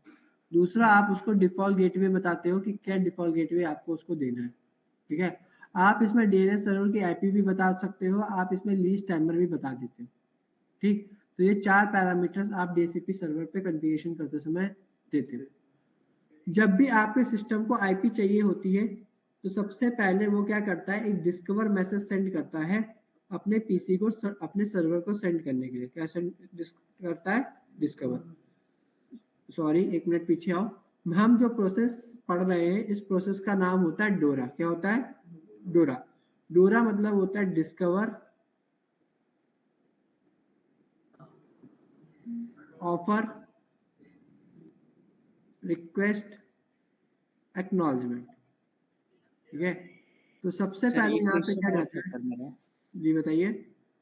सर जैसे ये जो मैंने आईपी सिस्टम से जो मैंने अपलोड की सर, अगर ये सिस्टम अगर मैं बंद कर दूं सर, अगर दूसरे सिस्टम में यही आईपी दो तो सर चल जाएगा? हाँ, अगर ये सिस्टम बंद है और तुम वही आईपी हाँ। इसको एलोकेट कर दो बाद में, तो ये सिस्टम चल जाएगा जब तक ये सिस्टम बंद पड़ा है। अगर ये सिस्टम अप आ गया और जिस पे जो आईपी है वही आईपी इस पे भी है, तो डुप्लीकेसी होने लगेगी ना, आपको लॉक्स आने लगेंगे कि भाई चेंज करो। बट चेंज नहीं किया, अगर चेंज नहीं किया सर तो ये सिस्टम बंद होगा या ये सिस्टम बंद होगा सर? सिस्टम कोई बंद नहीं होगा, बस आपको लॉक्स मिलते रहेंगे, आपका डेटा ड्रॉप हो जाएगा, ओके सर। ठीक? तो सबसे पहले जैसे ही आप सिस्टम पे जाके इनेबल करते हो कि भाई मुझे डीएचसीपी से आईपी चाहिए, ये क्या करता है, डिस्कवर मैसेज सेंड करना स्टार्ट करता है, ठीक है? जैसे ही डिस्कवर मैसेज सेंड करता है, सबसे पहले लेयर 7 से आपका डेटा जनरेट होता है, जहाँ पे आपका डीएचसीपी लिख के आ जाता है, ठीक? एक काम करता है, ये मैं आपको बता देता हूँ, अभी रुक जाओ, ठीक है? जब कॉन्फ़िगरेशन करेंगे तो पैकेट ओपन करके देख लेंगे। तो सबसे पहले ये डिस्कवर मैसेज भेजता है और डिस्कवर मैसेज आपका ब्रॉडकास्ट जाता है। कैसे जाता है? ब्रॉडकास्ट। अब सबसे ज्यादा क्वेश्चन ये पूछा जाता है कि डिस्कवर मैसेज ब्रॉडकास्ट क्यों जाता है, क्योंकि आपके सिस्टम को नहीं पता होता कि आपका डीएचसीपी सर्वर आपके लैन में रखा है या कहीं वैन में रखा है। ठीक है, क्या बोला मैंने, डिस्कवर मैसेज इसलिए ब्रॉडकास्ट जाता है क्योंकि आपके डीएचसीपी सर्वर को नहीं पता होता कि आपका जो सर्वर है वो कहाँ है, लैन में या फिर वैन में। तो ये क्या करता है, सबसे पहले डिस्कवर मैसेज भेजता है। डिस्कवर मैसेज भेजने के बाद सर्वर को जब डिस्कवर मिलता है तो वो क्या करता है, यहाँ से एक ऑफर भेजता है। क्या भेजता है, ठीक, ऑफर भेजने से जस्ट पहले, डिस्कवर मिलने के जस्ट बाद, ठीक है, सर्वर क्या करता है, अपनी तरफ से एक ग्रेटिट्यूअस आर्प जनरेट करता है। क्या जनरेट करता है, नहीं, नॉर्मल आर्प होती है, ग्रेटिट्यूअस आर्प नहीं होती। वो नॉर्मल आर्प जनरेट करता है जिससे वो आईपी ऑफर में सेंड करने जा रहा होता है। ठीक है, वो पहले ही नेटवर्क में चेक कर लेता है कि ऐसा तो नहीं है किसी ने नेटवर्क में पहले ही वो स्टैटिकली आईपी असाइन करा दी हो। ठीक है, तो वो क्या करता है, एक नॉर्मल आर्प जनरेट करके आपकी डुप्लीकेसी चेक कर लेता है कि भाई कहीं सिस्टम पे आईपी असाइन है या फिर नहीं। अगर सिस्टम पे पहले से कहीं आईपी असाइन होती है तो वो दोबारा फिर से दूसरी आर्प जनरेट करता है अगली आईपी के साथ। और अगर उसको कहीं से रिप्लाई नहीं मिलता तो वो ऑफर में आपको आईपी असाइन करने के लिए दे देता है। जैसे ही आपको ऑफर मिलता है आप क्या करते हो, उस ऑफर को एक्सेप्ट करते हो और उसको दोबारा एक रिक्वेस्ट भेजते हो, पहला, दूसरा, तीसरा, क्या, ठीक है, आप क्या करते हो, उसको एक रिक्वेस्ट भेजते हो। अब उस रिक्वेस्ट में आप क्या करते हो, उसको बताते हो क्या कि भाई जो आईपी आप मुझे असाइन कर रहे हो, क्या बोला मैंने, जो आईपी आप मुझे क्या कर रहे हो, असाइन कर रहे हो, वो आईपी मैं एक्सेप्ट करता हूँ। मैंने क्या बोला, जो आईपी आप मुझे क्या कर रहे हो, असाइन कर रहे हो, वो आईपी मैं क्या कर रहा हूँ, एक्सेप्ट कर रहा हूँ। ठीक है, और वो आईपी के बाद लिए आप अपने पास एंट्री बना लो। क्या बना लो, एंट्री बना लो, और किसी और को वो आईपी असाइन ना करना। तो पहला काम ये कि ये आपको बता रहा है कि हाँ वो आईपी, वो ऑफर मैंने एक्सेप्ट कर लिया, अब वो आईपी आप किसी और को असाइन मत करना। दूसरा, हो सकता है आपके नेटवर्क में और भी बहुत सारे डीएचसीपी सर्वर हो, रिडंडेंसी के लिए या बैकअप के लिए आप एक से ज्यादा डीएचसीपी सर्वर रख सकते हो। तो उन सर्वर्स को भी बताना पड़ता है कि भैया मैंने ये आईपी इस पर्टिकुलर सर्वर से असाइन कर ली है, तुम अपने पास भी इसकी एंट्री बना लो, इन फ्यूचर अगर कोई आता है तो उसको ये आईपी असाइन मत कर देना। ठीक है, अब यहाँ पे ये जो ऑफर आया था, ये ऑफर तो 3-4 डीएचसीपी सर्वर से भी आ सकते हैं, तो ये किसका एक्सेप्ट करेगा,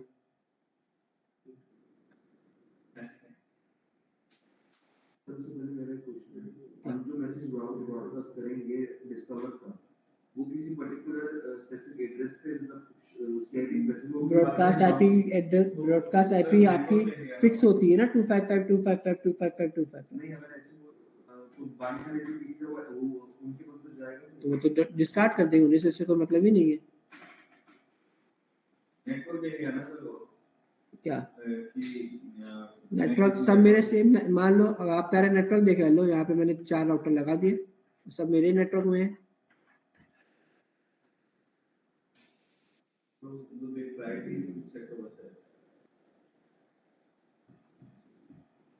जिसका भी ऑफर सबसे पहले आ गया, जिसका भी ऑफर सबसे पहले आ गया, मतलब फर्स्ट इन फर्स्ट आउट। अगर आपको मल्टीपल ऑफर एक्सेप्ट मिल रहे हैं और जिसका भी ऑफर आप सबसे पहले एक्सेप्ट कर लेते हो, उसी से आप फिर आगे बात करोगे।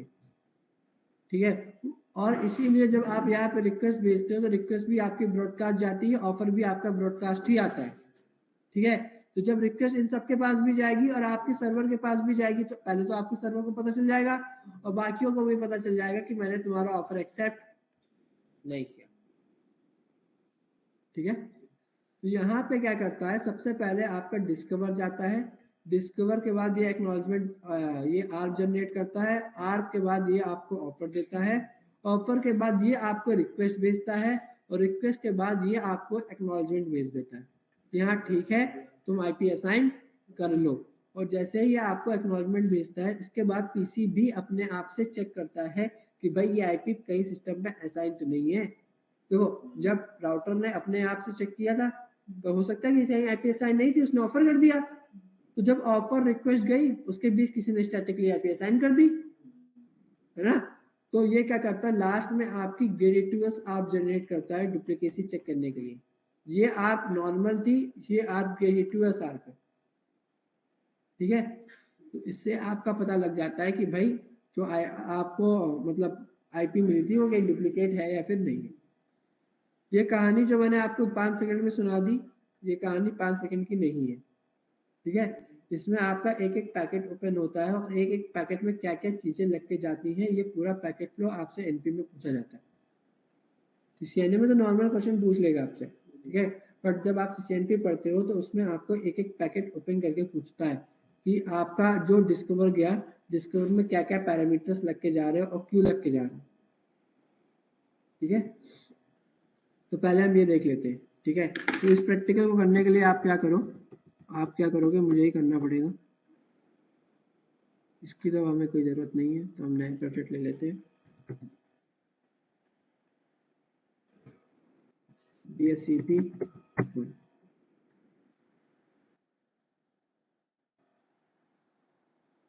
पैकेट रेसिपी करके दिखा दोगे, है ना। तो ये आप किस पे करोगे फिर,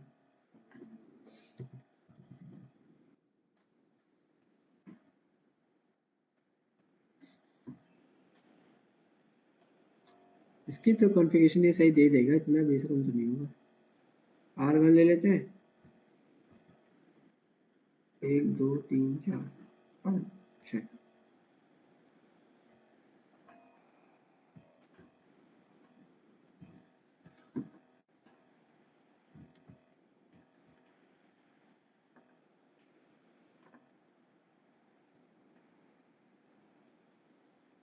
देखो DSCP की कॉन्फ़िगरेशन बहुत ही छोटी है, कुछ भी इतनी बड़ी कॉन्फ़िगरेशन आपकी DSCP की नहीं होती, ठीक है।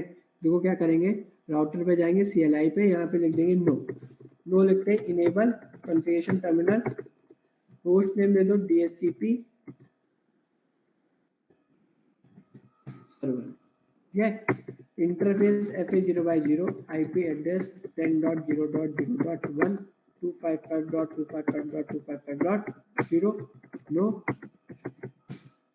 थोड़ा जल्दी आ जाया करिए, नीचे बैठ के कॉन्फ़िगरेशन कर लिया करिए लैब में बैठ के, मोहरत निकाल के थोड़ा सा प्रैक्टिकल करते हैं अब DSCP का, ठीक है। कमांड क्या है, IP address, no IP DSCP pool का आपको एक नाम देना पड़ता है, कुछ भी दे सकते हो, कोई दिक्कत नहीं। इसके बाद आप यहाँ पे कमांड चलाते हो नेटवर्क। अब नेटवर्क के बाद आप वो पूल असाइन करते हो जिस पूल से आपको आईपी देनी है, ठीक है। तो आप मान लो आपने यहाँ पे क्या नेटवर्क चलाया था 10, तो यहाँ पे आप लिखो 10.0.0.0 255.255.255. अब यहाँ पे आपके डिफॉल्ट राउटर की आईपी देनी होती है। अब डिफॉल्ट राउटर की आईपी होती है आपके राउटर के गेटवे की आईपी, जिस इंटरफेस पे आपकी DSCP रिक्वेस्ट आएगी। तो ये सारे जो रिक्वेस्ट भेजेंगे ये इस इंटरफेस पे भेजेंगे ना, तो ये इन सब पीसी के लिए क्या है, गेटवे है ना। तो इस राउटर के लिए डिफॉल्ट गेटवे यही इंटरफेस बनेगा, ठीक है। तो इस इंटरफेस की जो आईपी होगी वही आपके लिए डिफॉल्ट गेटवे का काम करेगी।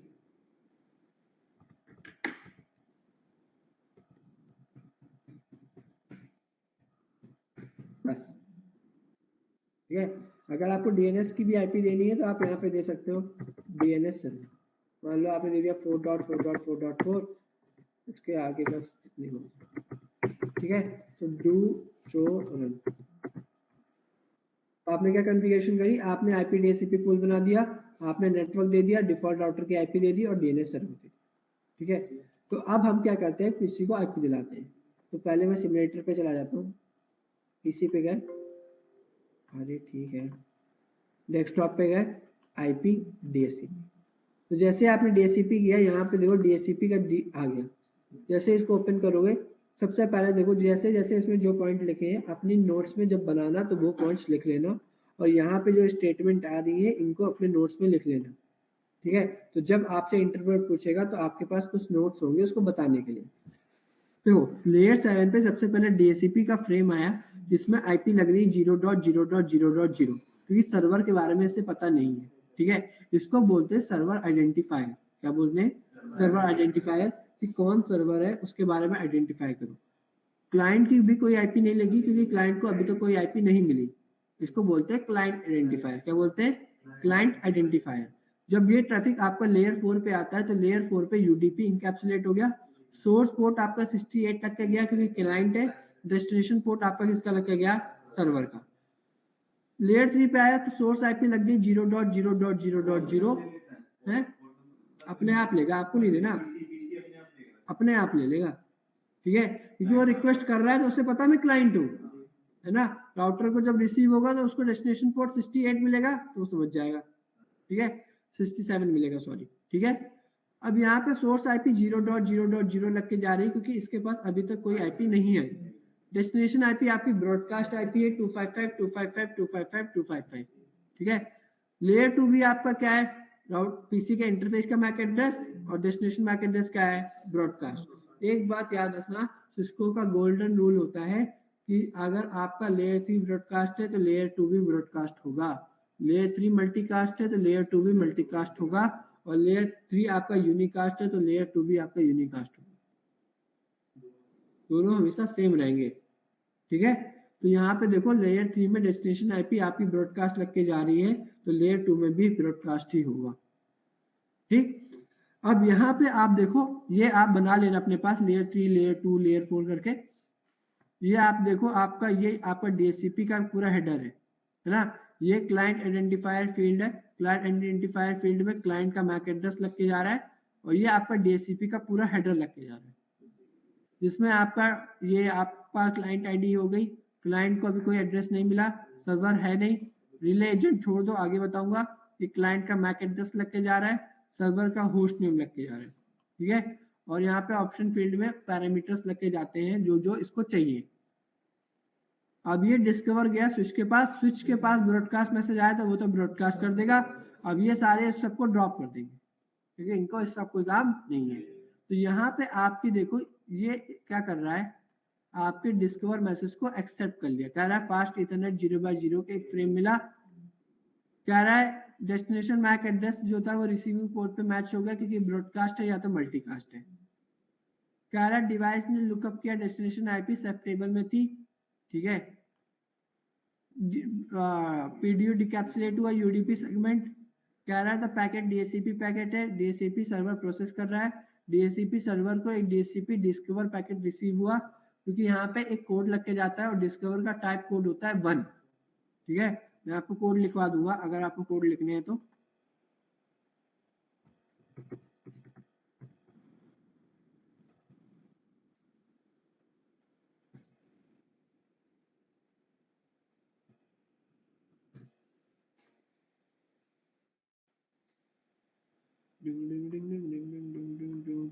ये देखो, जो आपका डिस्कवर जाता है तो उसका 1 है, ऑफर का 2 होता है, रिक्वेस्ट का 3 होता है, डिक्लाइन का 5 होता है और एक्नॉलेजमेंट का 5 होता है, ठीक है। इसके बाद आपका ये आपका निगेटिव एक्नॉलेजमेंट का 6 होता है और आपका डायनेमिक होस्ट रिलीज का 7 होता है और आपके इंफॉर्मेशन का 8 होता है। टोटल 8 मैसेज होते हैं पर अभी आपको 4 ही कराए जा रहे हैं, ठीक है। तो 4 में याद रखो कि डिस्कवर का 1 है, ऑफर का 2 है, रिक्वेस्ट का 3 है, डिक्लाइन का 4 है, ठीक है। डीएससीपी एक्नॉलेजमेंट का 5 है, डीएससीपी निगेटिव एक्नॉलेजमेंट का अगर मान लो गेटिव से आप जनरेट करता है लास्ट में, ठीक है, और किसी उसको पता चल जाता है कि आईपी कहीं ना कहीं है तो वो क्या करता है आपको निगेटिव एक्नॉलेजमेंट भेज देता है, ठीक है। इसके बाद आपका ये रिलीज है, मान लो अब आपको आईपी नहीं चाहिए, आपको आईपी रिलीज करनी है तो आप यहाँ पे डीएससीपी रिलीज मैसेज भेज सकते हो और यहाँ पे डीएससीपी इन्फॉर्म मैसेज भी यूज होता है। आप वीडियो में देख लेना, मैंने रिकॉर्ड कर दिया, ठीक है। तो ये क्या कर रहा है, आपका डीएससीपी डिस्कवर पैकेट रिसीव कर रहा है, कह रहा है DSCP server doesn't have any existing binding on the host, it look DSCP pool for a new IP. तो बाइंडिंग होके नहीं आ रही तो मुझे नई आईपी देनी पड़ेगी, ठीक है। उसने पूल में आईपी चेक करी और पूल में आईपी है तो उसने क्या दे दिया, ऑफर। ऑफर जाने से पहले यहाँ पे देखना ये आर्प जनरेट करता है, मैं दिखा देता हूँ आपको।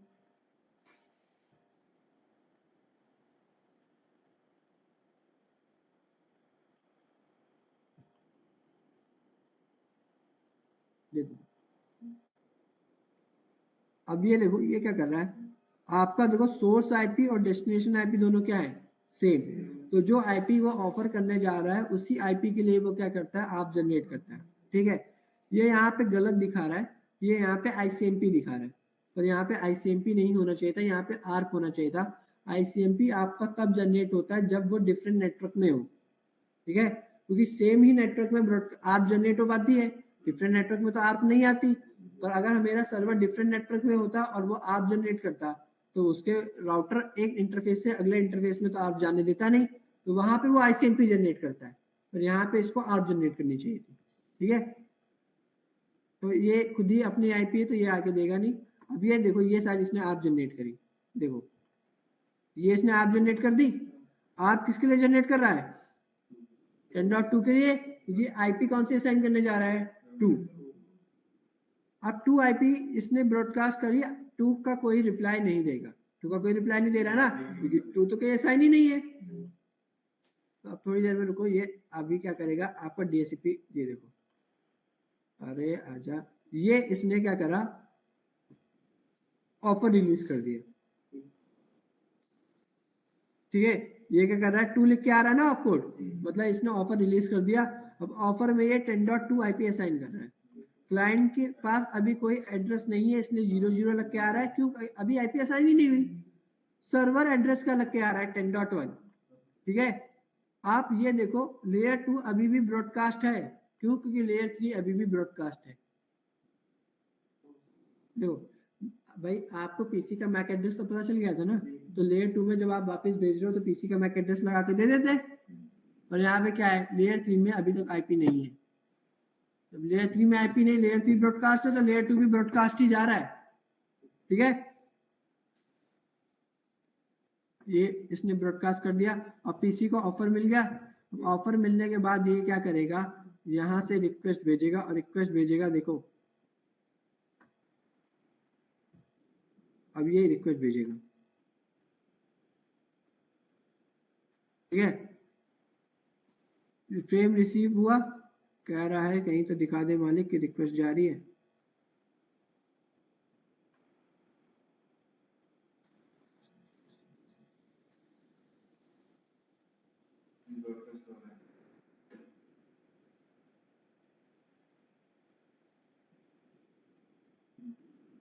देखो ये क्या लिख रहा है, the device server receive a DHCP request packet. अब डीएचसीपी रिक्वेस्ट पैकेट में पीसी क्या करता है, आईपी मांगता है, गेटवे मांगता है, टाइम मांगता है, डीएनएस सर्वर की आईपीस मांगता है। ठीक है, तो ये सारे पैरामीटर्स ये आपसे रिक्वेस्ट में मांगता है, और ये क्या करेगा, अब इसको ये क्या करेगा, देखो इसको एक्नॉलेजमेंट कर देगा।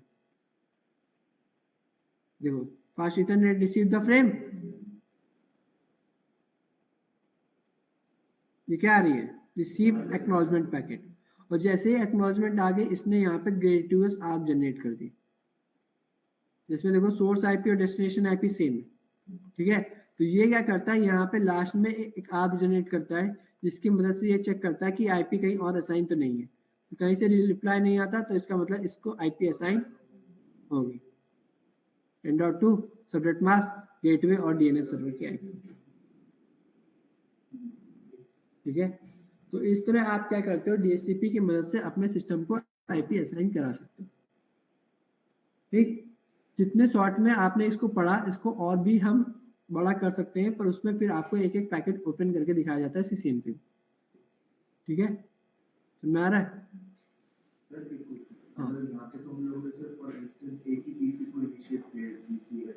लो, अगर हम 4-5 पीसी को एक साथ करते हैं, क्योंकि वो मैक एड्रेस पे तो वापसी भेज नहीं रहा हमारे बाकी ओपन है, तो फिर कैसे पता चलेगा कि कौन से क्यों भाई डिस्कवर सारे दे रहे, जो भी डिस्कवर मैसेज जनरेट करता है ना, तो अपनी एक आईडी लगा के देता है। ठीक, जैसे आप मेरे पास आए, ये भी आ रहे, ये भी आ रहे, आप सब आ रहे, तो मैं कैसे आइडेंटिफाई कर पाऊंगा कि आप ही आए, आपका नाम आएगा। ऐसे ही क्या करता है हर राउटर, जब भी एंड डिवाइस अपना डीएचसीपी डिस्कवर भेजता है तो उसके साथ अपनी एक आईडी लगा के देता है।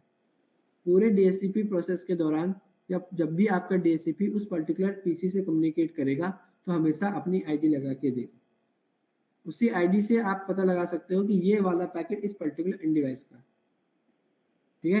क्योंकि अब यहाँ पे देखो अगर ये जा रहा है तो ये सारे ब्रॉडकास्ट मैसेज आ गए, तो ये सारे ब्रॉडकास्ट भेज दे रहा है, ठीक है। ये देखो एक गया, दूसरा, तीसरा, ये तो बहुत सारे मैसेजेस हो गए, क्योंकि इन सबको आईपी मिलनी है। अब ये देखो ये सब आईपी 10.3 आ गई, 4 आ गई, 5, 6, 7 आ गई। अगर मैंने यहाँ स्टैटिक करके दोबारा डीएससीपी कर दिया तो कौन सी आएगी, ठीक है। बट ये 7 नहीं आनी चाहिए ग्रुप में,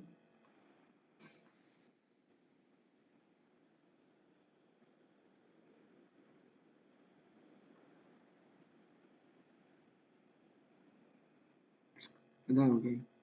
यहाँ पे क्या होता है कि वो आपको ये ना सेम वही आईपी असाइन नहीं करता। दिखाता हूँ मैं आपको एक मिनट में। जैसे मान लो मैंने क्या करा, यहाँ पे गया, मैंने क्या करा, फिजिकल पोर्ट पे जाके सिस्टम ही ऑफ कर दिया, सिस्टम ऑफ कर दिया, सिस्टम दोबारा ऑन करूंगा सिमुलेटर पे,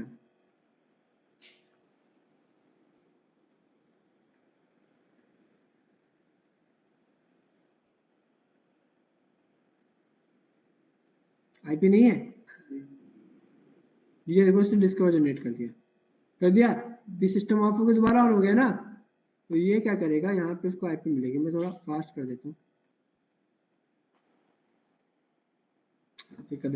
वो आईपी नहीं मिलती, ठीक है। यहाँ पे क्या होता है, जब तक आपके पूल में आईपी बची हुई है तब तक वो अगली आईपी देता रहता है। 7 के बाद 8 देगा, 8 के बाद 9 देगा, 9 के बाद 10 देगा, अगली आईपी देता रहता है, ठीक है। वो पुरानी आईपी दोबारा असाइन नहीं कराता।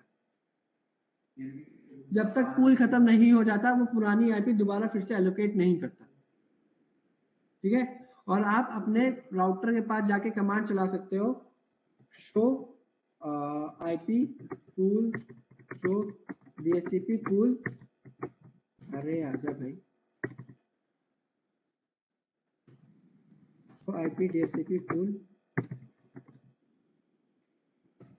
तो आईपी डीएचसीपी बाइंडिंग, ठीक है।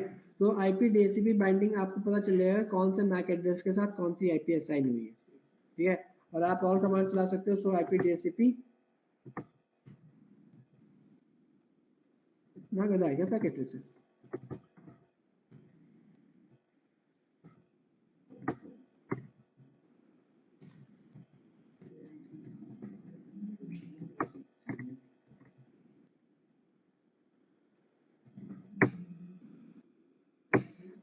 यार यहाँ पे कमांड होती है सो आईपी डीएचसीपी पूल और पूल का नाम, तो आपको वो पूरा पूल दिखा देता है।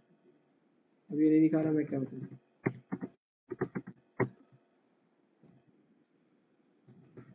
ठीक है। फिर आप बाइंडिंग से काम चलाओ और क्या होता है, ठीक है।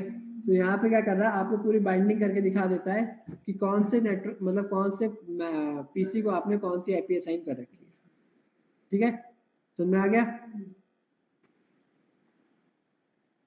आग तो क्या आपको, चलो ठीक है, अच्छी बात है, तो मुझे पता है। तो मुझे यहाँ पे देखो पूल लिखा है, नेटवर्क लिखा है, डिफॉल्ट राउटर की आईपी लिखी है, ठीक है। और यहाँ पे मैंने क्या करा, R2 पर जाके आईपी को एक्सक्लूड कर दिया। चलो ठीक है, ये भी दिखा देता हूँ। अगर आप चाहते हो कि भाई 10 से लेके 20 तक की आईपी वो असाइन ना करे, है ना, या फिर मैं क्या करता हूँ, configuration terminal IP DHCP exclude करके मैंने बोल दिया 10.0.0.2 से लेके 10.0.0.10 तक की आईपी तुम किसी को असाइन मत करना। ये क्या होता है, पर्टिकुलर सर्वर्स पे हम पहले से कुछ आईपी असाइन करा देते हैं स्टैटिकली, है ना, और कभी वो सिस्टम बंद हो गया तो आपने उसकी आईपी उठा के दे दी। मेरे बॉस का पीसी था, अब बॉस चाहता है मैं हमेशा इसी आईपी से कम्युनिकेट करूं, ठीक है। और वो आईपी अगर वो सिस्टम बंद करके जा रहे हैं तो डीएचसीपी सर्वर क्या करेगा, वो आईपी किसी और से असाइन कर देगा, क्योंकि गेट टू आप जनरेट हुई तो पीसी रिप्लाई देगा नहीं, आप जनरेट होगी पीसी रिप्लाई नहीं देगा क्योंकि पीसी ऑफ था, कोई और आया आपने उसको आईपी असाइन कर दी।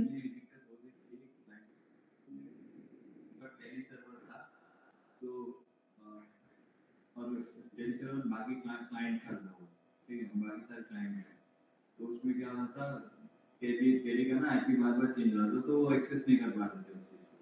उनको जो टेली का था वो परमानेंट आईपी रखना था, तो हुआ क्या, हमने इवेंट वो करके दे दिया था कि स्टैटिक मतलब स्टैटिक रहे आईपी करके दे दिया, तभी भी पता नहीं उनका टेलिंग से क्या कुछ दिक्कत था, वो हो रहा था। बाद में टेलिंग से बात करके चीजें करने से फिर यहाँ पे आपने एक्सक्लूड कर दी। अब देखो आपने 2 से 10 तक की आईपी असाइन कर रखी थी, 2 3 4 5 6 चला गया ना। अगर मैं इसके पास जाता हूँ गधे के पास और इसको स्टैटिक से फिर डीएससीपी कर देता हूँ, ठीक है, कौन सी आईपी आ गई? तो आईपी एड्रेस एक्सक्लूड कर भी सकते हो कि आप चाहते हो यहाँ से लेके यहाँ तक की आईपी आप सर्वर्स को दो, है ना, ये आईपी आप असाइन ना कराओ, तो उसके लिए आप डीएससीपी में जाके आईपी को एक्सक्लूड कर सकते हो। कमांड देख लो क्या है। और अगर से जैसे हमने 10 से लेके अभी 10 से लेके 10 तक हमेशा लोअर से ग्रेटर जाता है, ये बात ध्यान रखो। जैसे हमने अभी एक सेक्शन ही ऑफ कर दिया, हाँ। अगर फ्यूचर के अंदर एक सेक्शन और है 50 to 60 तो हमें सेम लिखनी पड़ेगी उसको अलग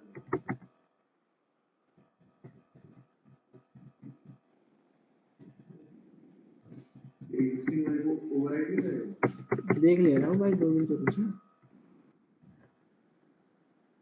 नहीं कर रहा ओवरराइट, ठीक है। यहाँ देखो 2 से लेकर 60 और 60 2 से 10 और 60 से 70 तक की आईपी एक्सक्लूड होगी, ठीक है। तो आप क्या कर सकते हो, ऐसे आईपी को एक्सक्लूड करा सकते हो, ठीक है। तो मैं चले आगे, नहीं अभी तो 8:30 बजे है।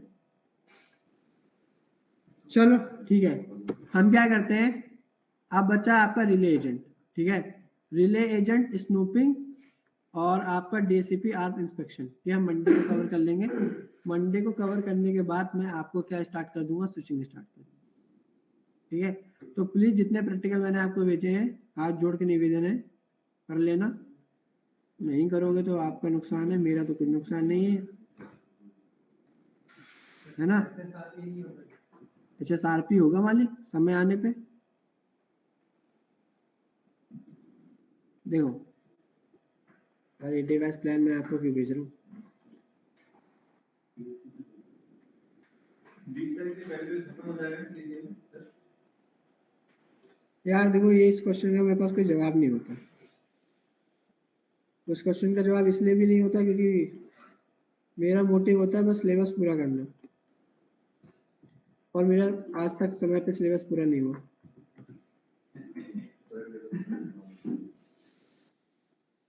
पर कोशिश ये रहेगी कि आपका सिलेबस अब खत्म करके छुट्टी लूँ मैं, ठीक है। तो ओएसआई मॉडल कर लिया, TCP IP headers, basic configuration, TFTP server, iOS backup, static routing, ठीक है। और हमें डीएससीपी कर लेंगे, और हमारा ये हो गया, एक्सटर्नल आउट हो गया, डिस्ट्रीब्यूशन हमने कर लिया। तो आपका इतना टॉपिक हमने कवर कर लिया है, ठीक है। इंटर एरिया वाला भी हमने आपको करके दिखा दिया है, डिस्ट्रीब्यूशन हमने कर लिया है। अब इसके आगे हम स्टार्ट करेंगे स्विचिंग, ठीक है।